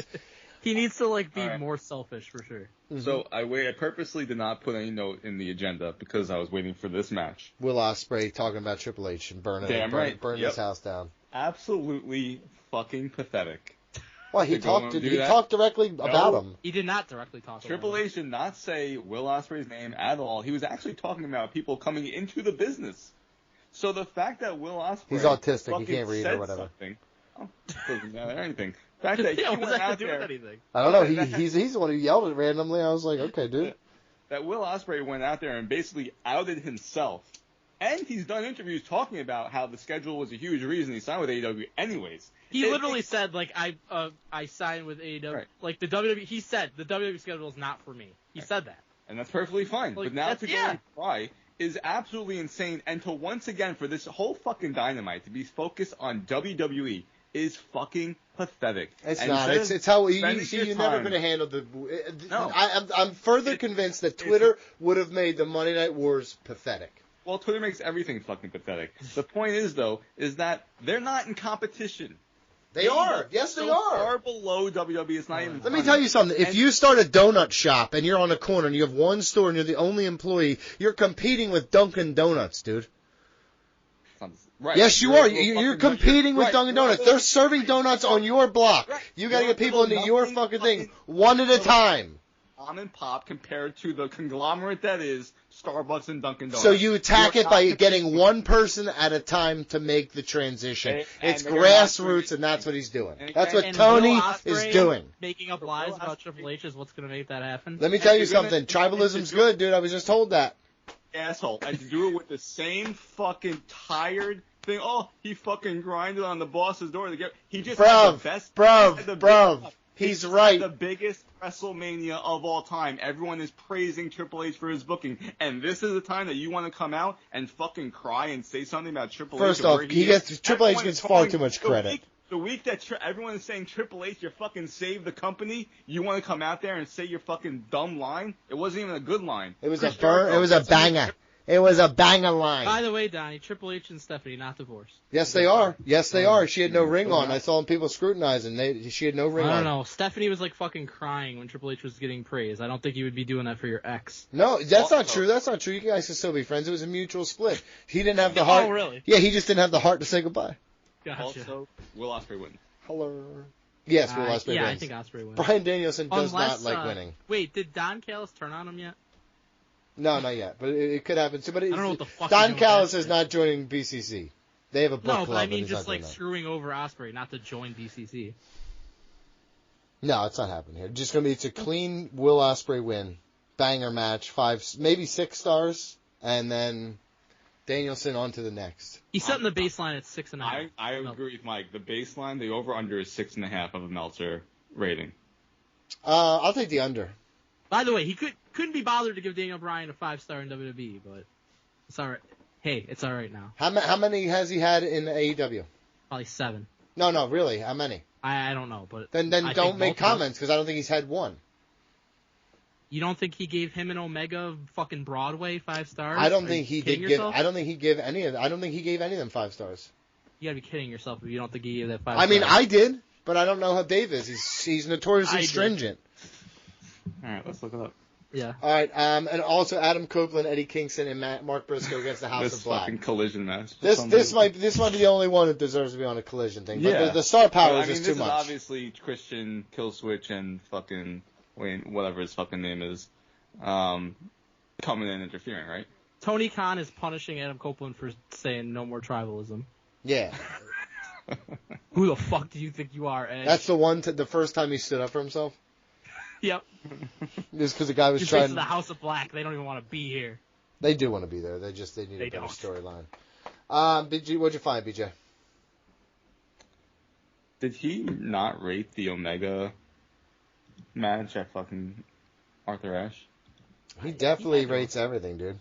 He's like unless he has an agenda, he won't do it. No, it just said sometimes it just goes the other way around. That's fine. When was that match? Okay, I don't care. Go ahead, read the last thing, BJ. I'm over this. Terrible radio. Terrible job. If you love our podcast, why? Go to Patreon.com. Why? Answer me why. Go to patreon.com/ringrustradio and get the ad-free version of the show. You get early access to our upcoming retros, such as Dude, Where's My Car?, Cody Rhodes' Best W matches, and American Nightmare Becoming Cody Rhodes documentary, plus early access to our Best Fast Food Chain Ever bracket, which we recorded today. Also check out Ring Rust Radio on YouTube for updated clips and Triple R Gaming. We've been playing different games like Among Us, Fall Guys, and Dead by Daylight each week and posting early access on patreon.com/ringrustradio well before it hits YouTube. If you're interested in joining the session, email ringrustradio@yahoo.com. Soon, we're going to be playing WWE 2K23. Yep. Not the latest one because Donnie's a cheap little bitch. I'm still on the Xbox One, so we're going to be doing that too. So if you're ever at the Goodwill and you see that game, pick it up real quick, and then you can play with us. Yeah.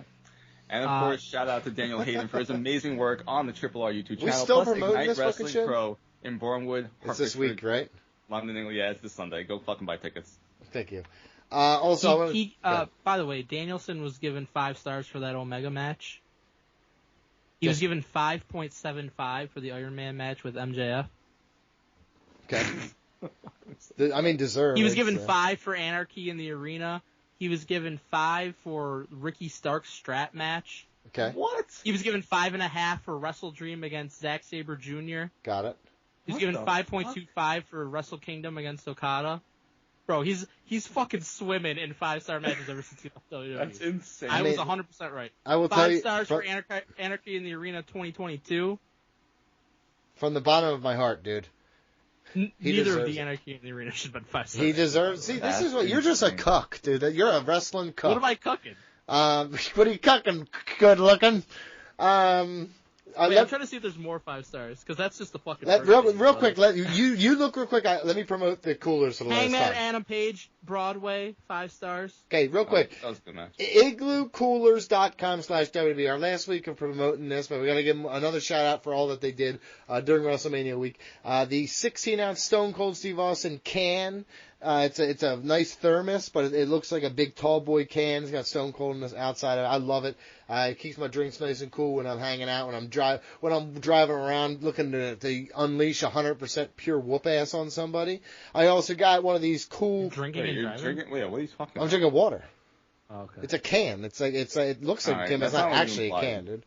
Listen, that's a great price. Check that out. Igloo Coolers /WWE. I got a little one that holds 9 standard 12-ounce cans. It's a little smaller than one you got, Mike. But also still very cool. Mike's size is a little. How many beers do you think that one holds?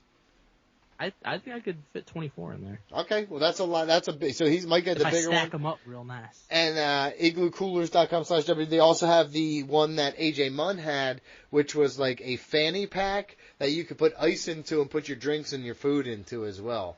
Which actually that looked pretty cool. And he was supplying snacks to everybody. I thought he was trying to hand out edibles. So did I. Yeah, that was. I was weird. like, I'm not doing these, dude. I'm sorry, but he just likes candy. I found out he just genuinely likes candy a lot. And that's great for him, man, because I was like, I'm not doing your edibles. I'm already flying high, buddy. I don't need to go too high. So yes, please check out IglooCoolers.com/WWE and grab some cool merchandise and stuff like that. Did you find any others, Mike?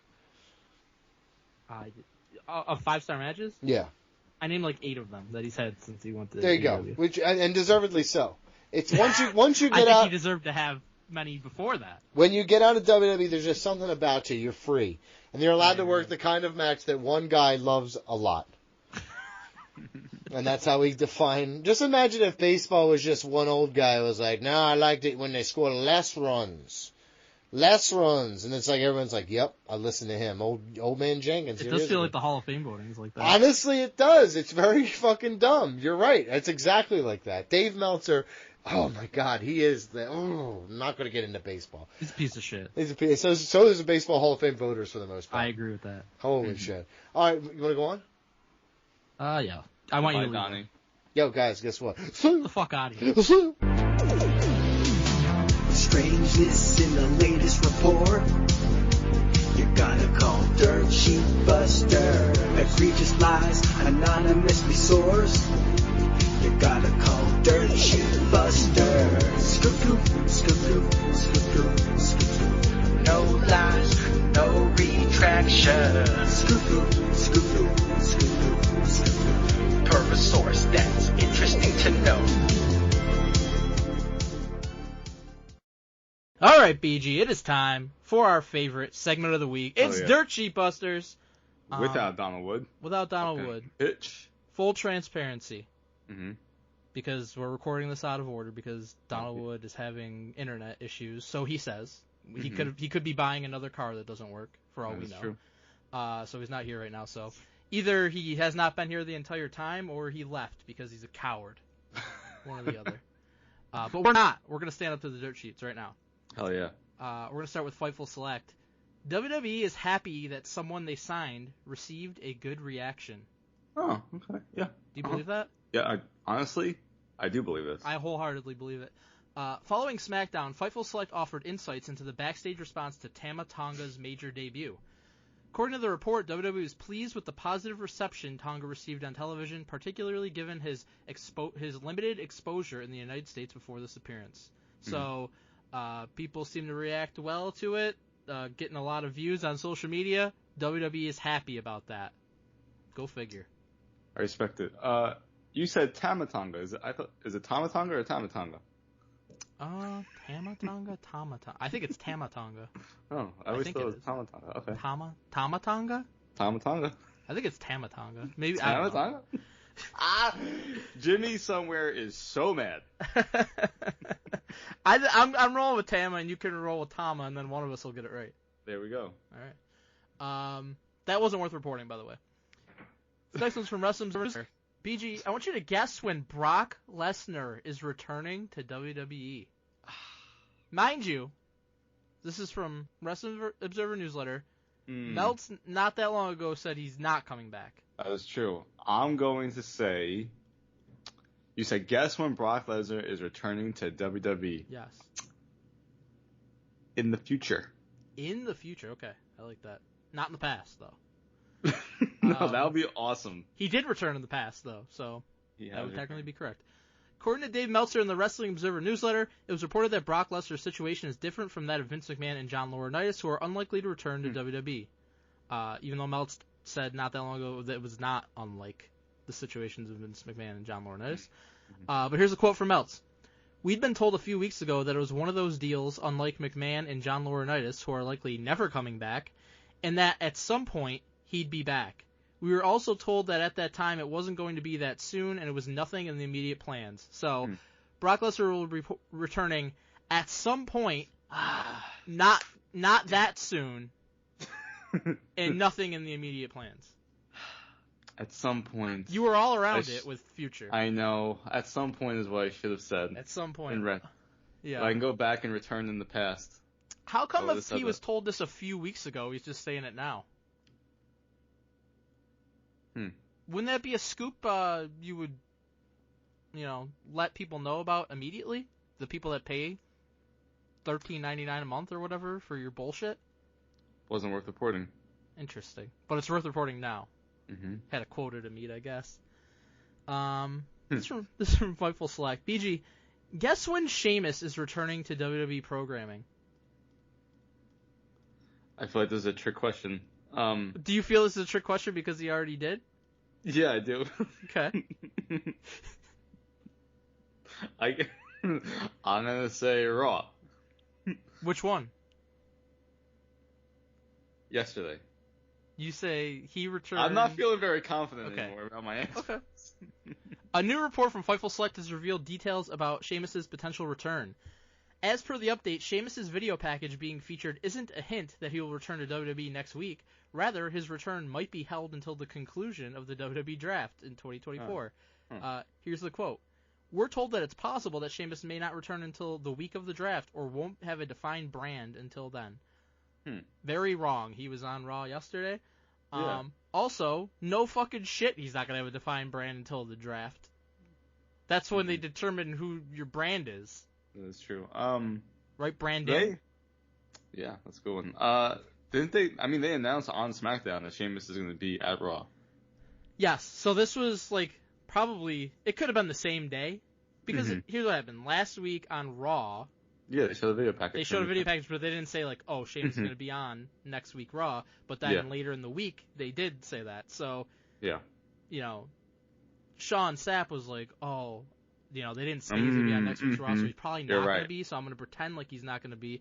This is a high percentage play right here for me to make it look like I know what I'm talking about. That's true. Let's do it. And he was wrong.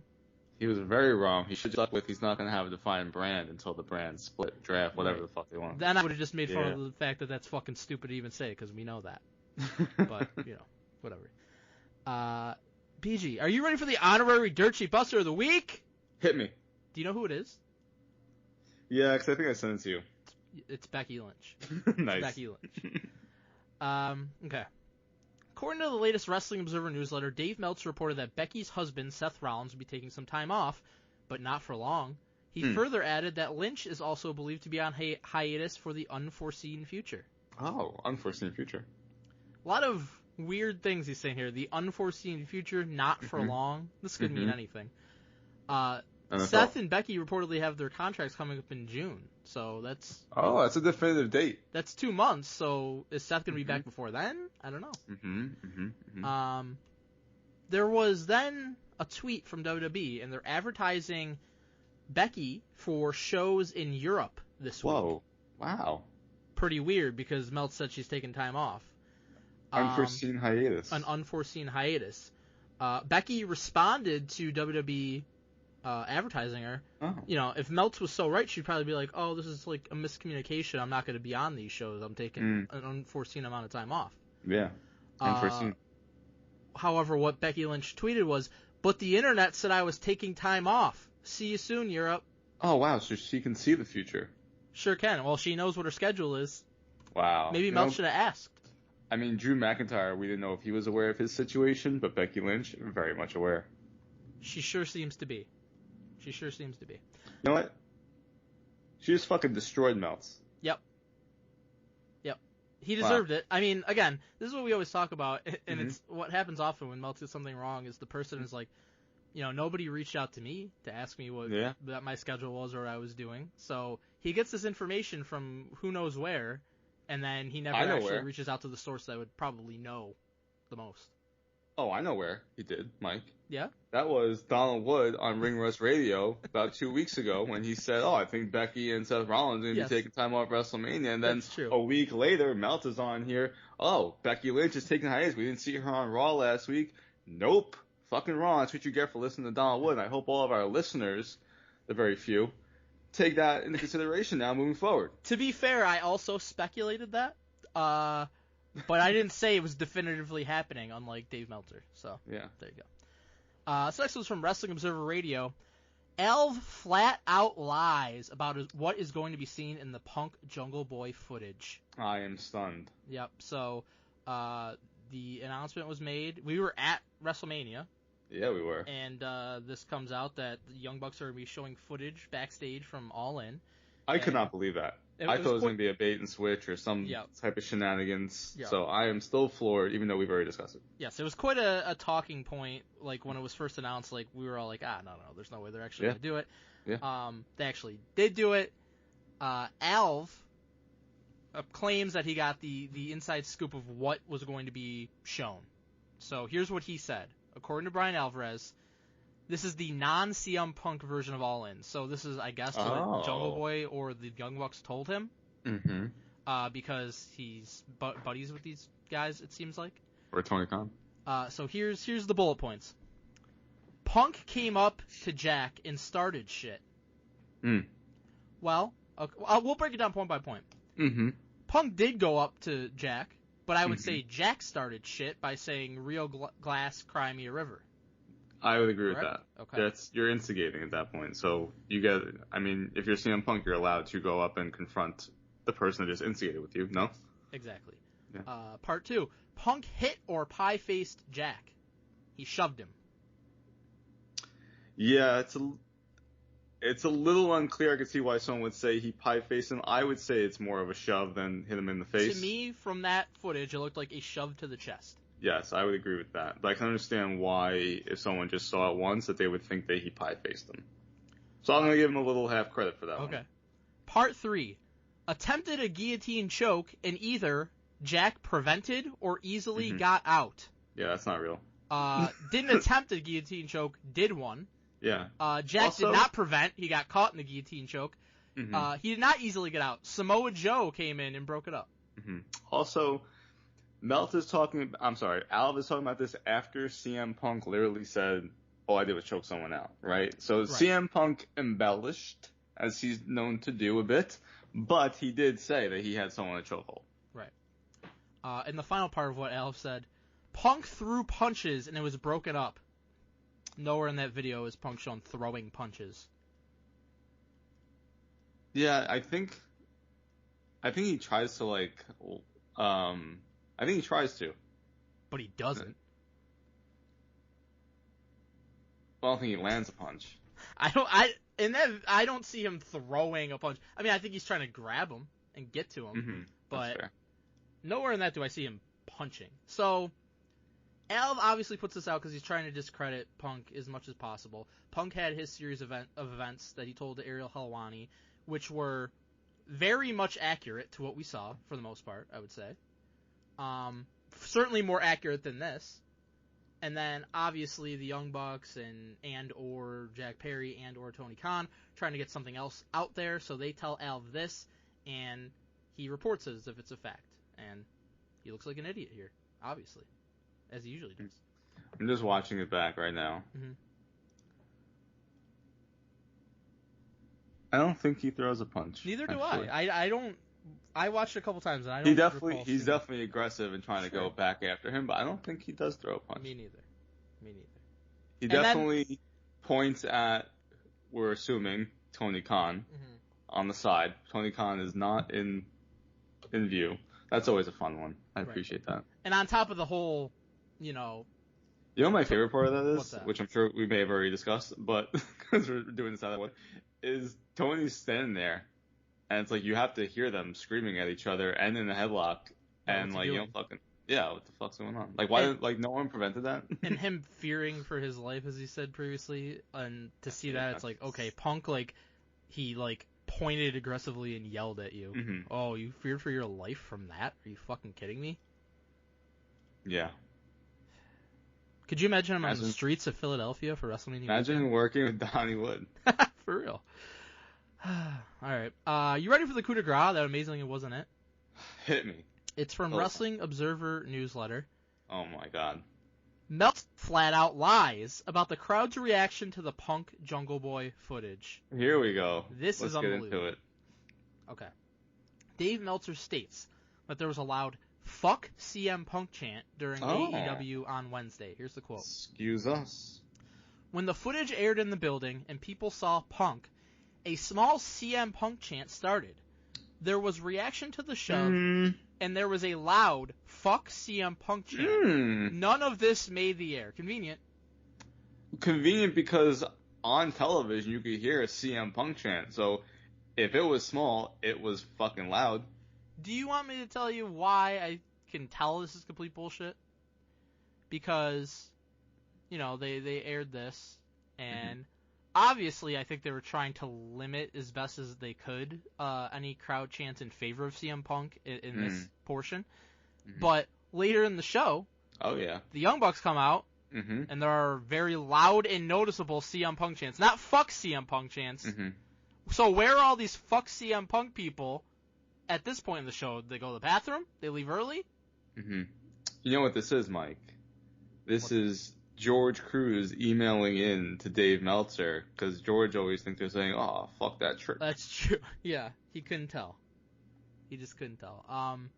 It's so pathetic. Like, the lengths that Meltz and Alv will go to try to discredit Punk because Punk basically shit on them for their shitty reporting. So they'll double down. Instead of actually becoming good reporters, let's double down on the shitty reporting to try to be, we're going to get a gotcha on CM Punk.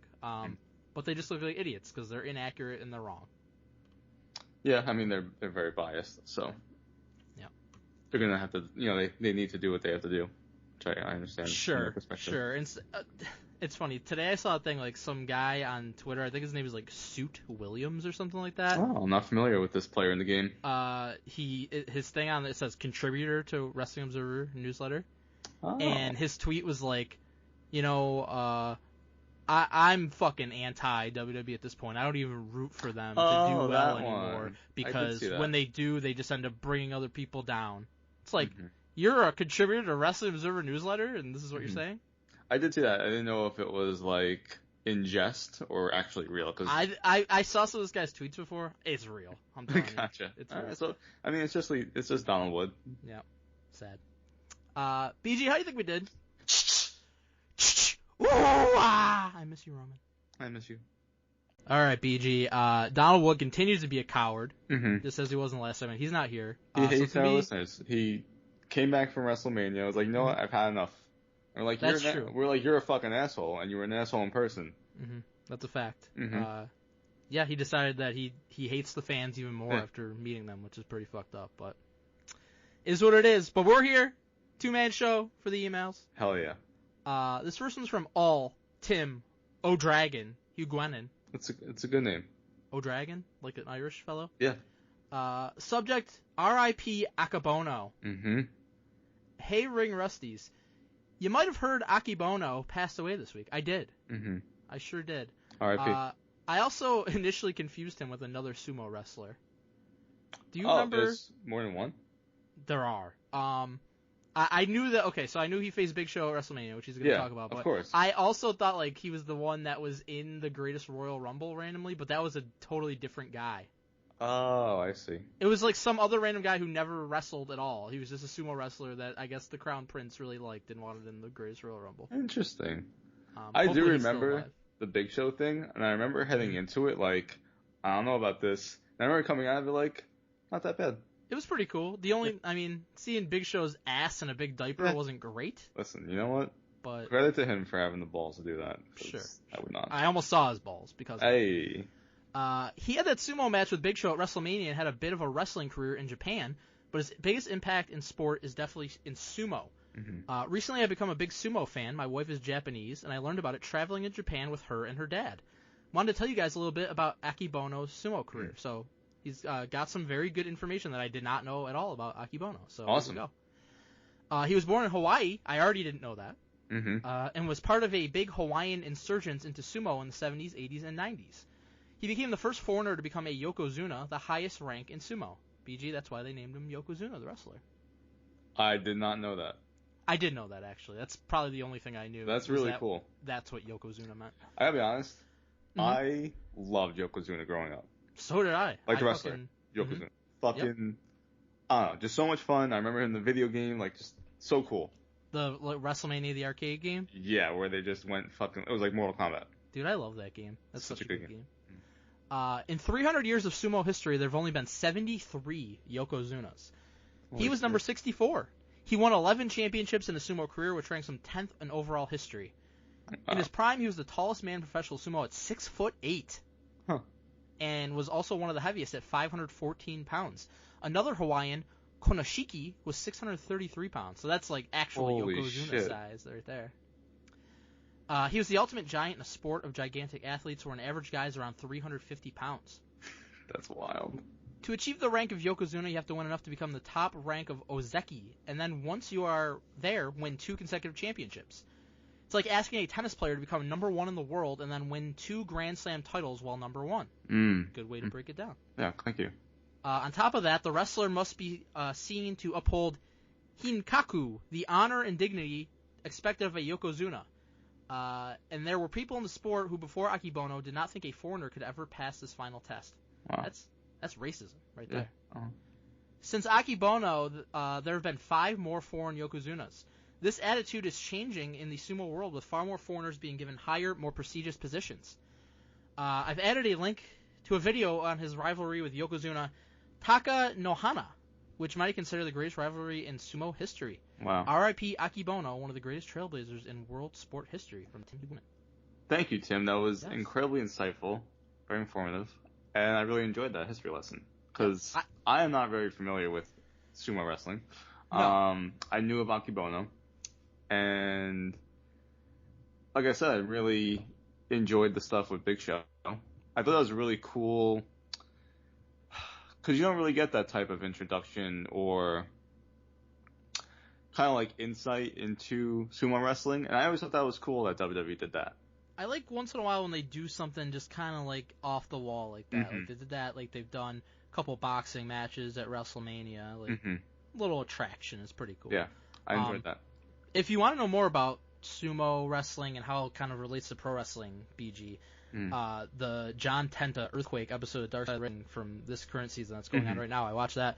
It was really good, and they talked about him like he was, he's from Canada and he went over to Japan and he got into sumo wrestling and he was having a lot of success, and he might have been probably one of the Yokozunas eventually because he was like dominating, I guess, but then he got into pro wrestling. So, but it's very, very good episode. That's awesome. I haven't really been keeping up with Dark Side of the Ring. I will DVR them, and then when I'm able to, I'll watch them. The Buff Bagwell episode was pretty good. Oh, uh-huh.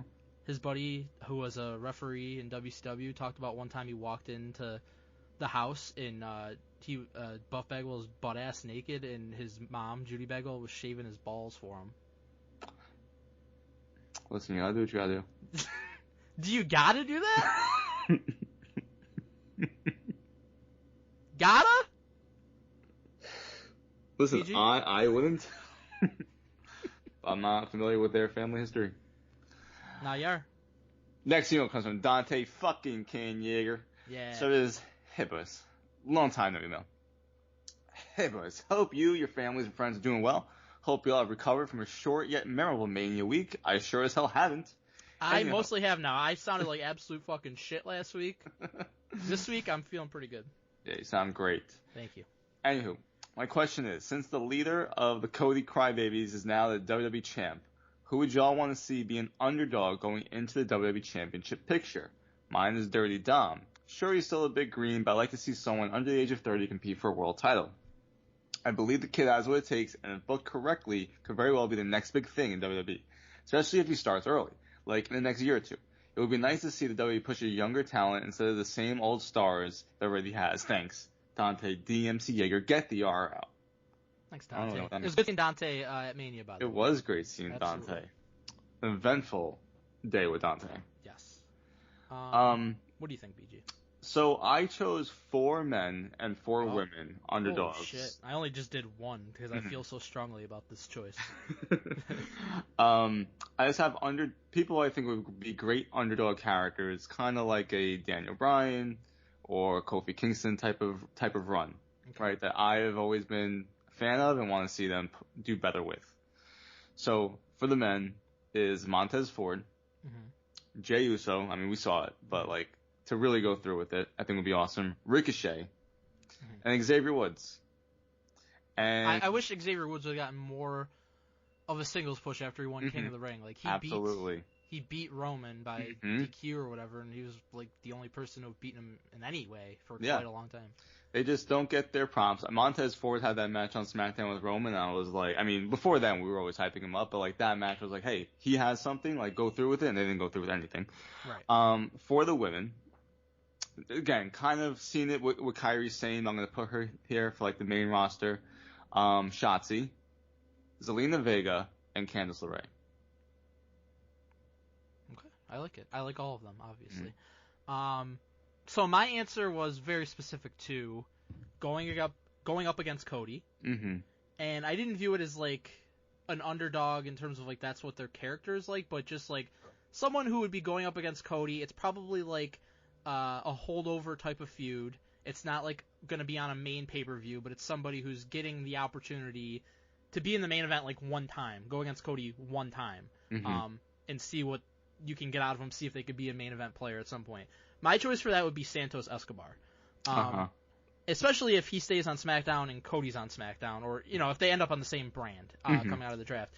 Because Santos Escobar, we talk about all the time. We've talked about it since Lucha Underground when he's King Cuerno. He's fucking awesome. Like, and his character was great in Lucha Underground, but in never would I have thought that like he had this kind of great promo ability and this presentation. Like, he's not just a gimmick in WWE. Like, he's a legitimate star.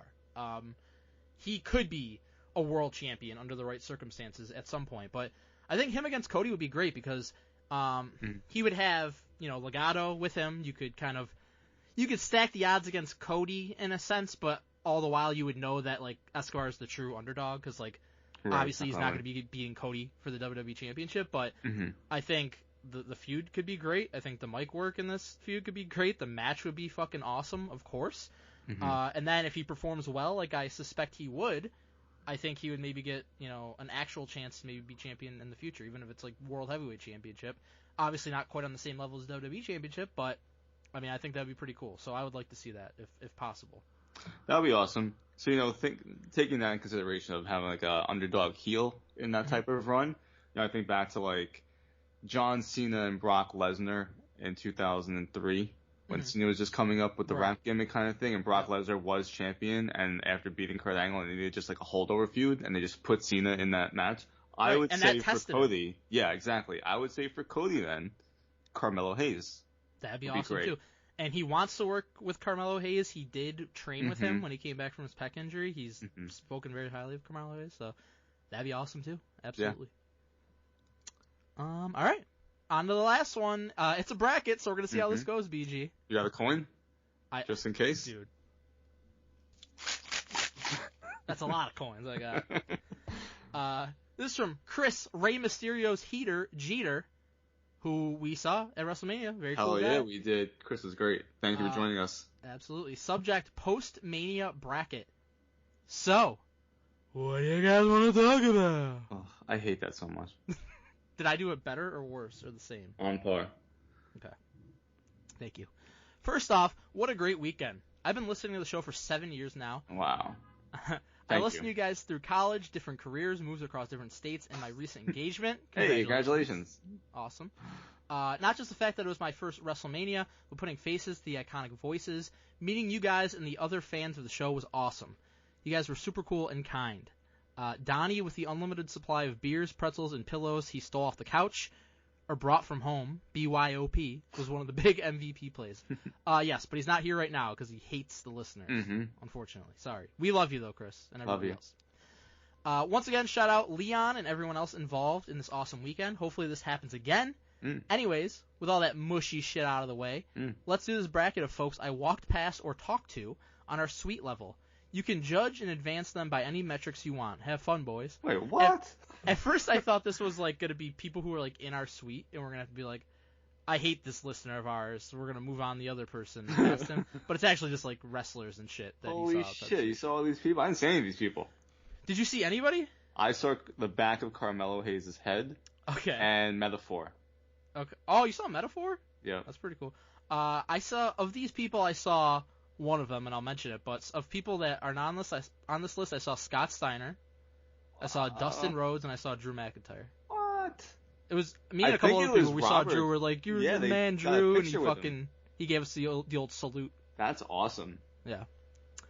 All right, but here's his bracket. It's an 8-person bracket. He's got the 1 seed Meek Mill, Philadelphia's own rapper. Against the 8 seed Katana Chance. I feel, BG, you probably will have a strong feeling about Meek Mill one way or the other. So, not one of my favorites, but he's fine.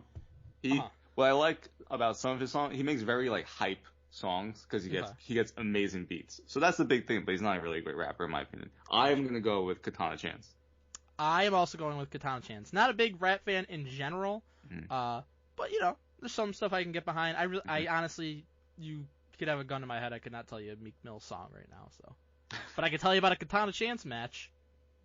Just had one on Raw, in fact. 4 seed Mama Rhodes. I can't believe you saw Mama Rhodes. That's hilarious. Yeah, I'm like, what the hell? I mean, I assume she was with Dustin, probably. I only saw Dustin, though. Against the 5 seed Ricky Starks, who was in a suite right next to us. He was in that suite? The one that was, like, to the right of us, apparently. I didn't see him, but people were talking about it. Wow. Yeah. Okay. Very cool. Mama Rhodes. I like how The Rock says her name. You go with Mama Rhodes? No. I just wanted to say it. I'm going Mama with Rhodes. Rock's got something for you. Because I think The Rock has made Mama Rhodes, whereas I think Ricky Starks has made himself. Or you could argue that the inspiration of The Rock has made Ricky Starks as well. That's a great. So both ties to The Rock. So this is great seeding by Chris. I'm still gonna go with Ricky Starks though. I too am going with Ricky Starks. I didn't really think anything of Mama Rhodes before this whole thing. I only barely saw her like a couple times.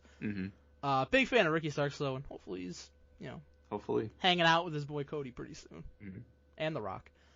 All right, 3 seed Jimmy Hart against the 6 seed Ilya Dragunov. This is an interesting matchup. So, fun tidbit.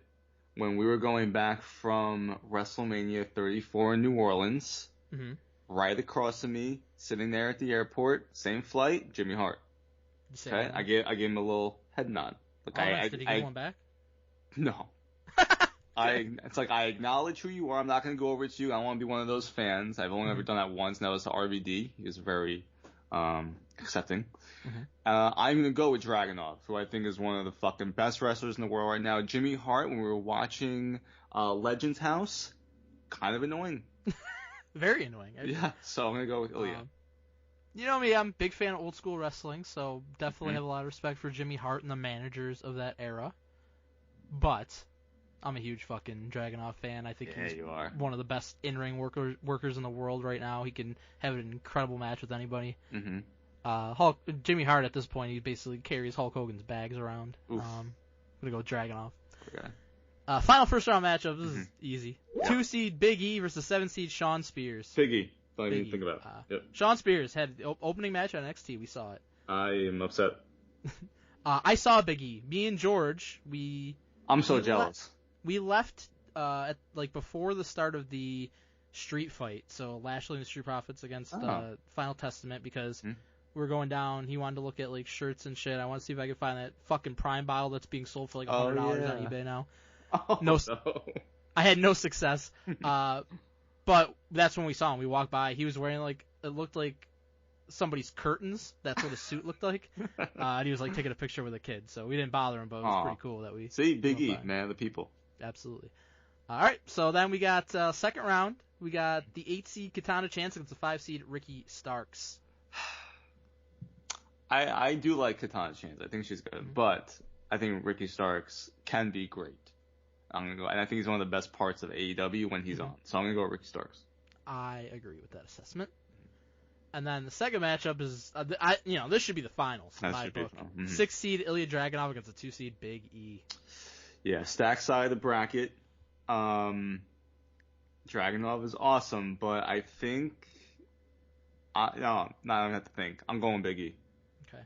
So here's what my assumption is. Mm-hmm. Whoever wins this matchup, they're gonna beat Ricky easily. Starks. Right? Yep. Just put it through right now. Well, buddy, I ain't gonna have a chance to break out the gimmick if I don't do it now. So I'm gonna take Dragunov. Okay. Yeah, you have to flip one coin in this. We're going to a flip, BG. What do you got? Big E, you know what? We're going to go with Tails for the person that thought he was a little skimpy in the bottom half. Gotcha. All right. Tails for Big E, heads for Dragunov. It is Tails. Yes, it's let's Big go. E. It's Big E. Hell yeah. And he deserves to win this bracket. I agree. The 5 seed Ricky Starks against the 2 seed Big E, and we are in agreement. Big Absolutely. E wins. Big E. By the way, I'm happy to hear that he's doing well in terms of like his actual health, in terms of being, nothing serious in terms of everyday life that he's going through right now. That's great, but very sad that it, at least not in the immediate future. It doesn't look like he's going to be cleared. Who knows if he's ever going to be cleared? That's essentially what he said. But hopefully one day, if Edge was able to, if Page was able to, hopefully one day he could come back. I could see him doing a retirement match at the very least. I wish they would just use him more. Put him on fucking commentary. I agree. I think they have been. And here's the thing. They've done some pre-shows, but put him on commentary. He's How done awesome some would he pre-shows. be? He's been doing some like of the tryout camps and stuff. My thing is like it's very possible you suffer an injury like that. Maybe you don't want to be around it really too much. So That's fair. Maybe now 2 years in, he's kind of coming to grips with it and wanting to try other shit. And if that's the case, then absolutely put him on commentary, give him some stuff to do because he's one of the most entertaining people they got. Absolutely. But all right, BG, I think that's it. This is the first time I think we've done an intro, just me and you, since we haven't been allowed to play songs. So, Donnie didn't play them correctly anyways when we trusted him. But BG had a great time finishing the show out with you. Always lovely, Mike. Absolutely. I wish it was just the whole show, to be honest. I agree. Hopefully, moving forward, we can do more of this. But all right, everybody, thank you again for listening, and we'll see you here next week.